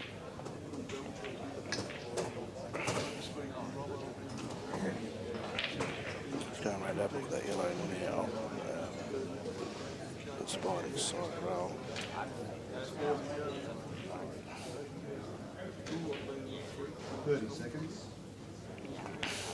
Very important when you're going that you've got a clear path and a clear plan to how you want to finish. And, maintaining that control of the cue ball is the key to obviously getting the result that you wish. Screwing back off this yellow. Well, I'm saying the shot he's playing here is he's going to play this off the red ball into the centre pocket. Looking at the camera angle, it's a little bit not sure. I'm pretty sure that's what he's doing. Yeah, exactly. Yeah, I know. Here we go. This is black for the match to put him into the last 8.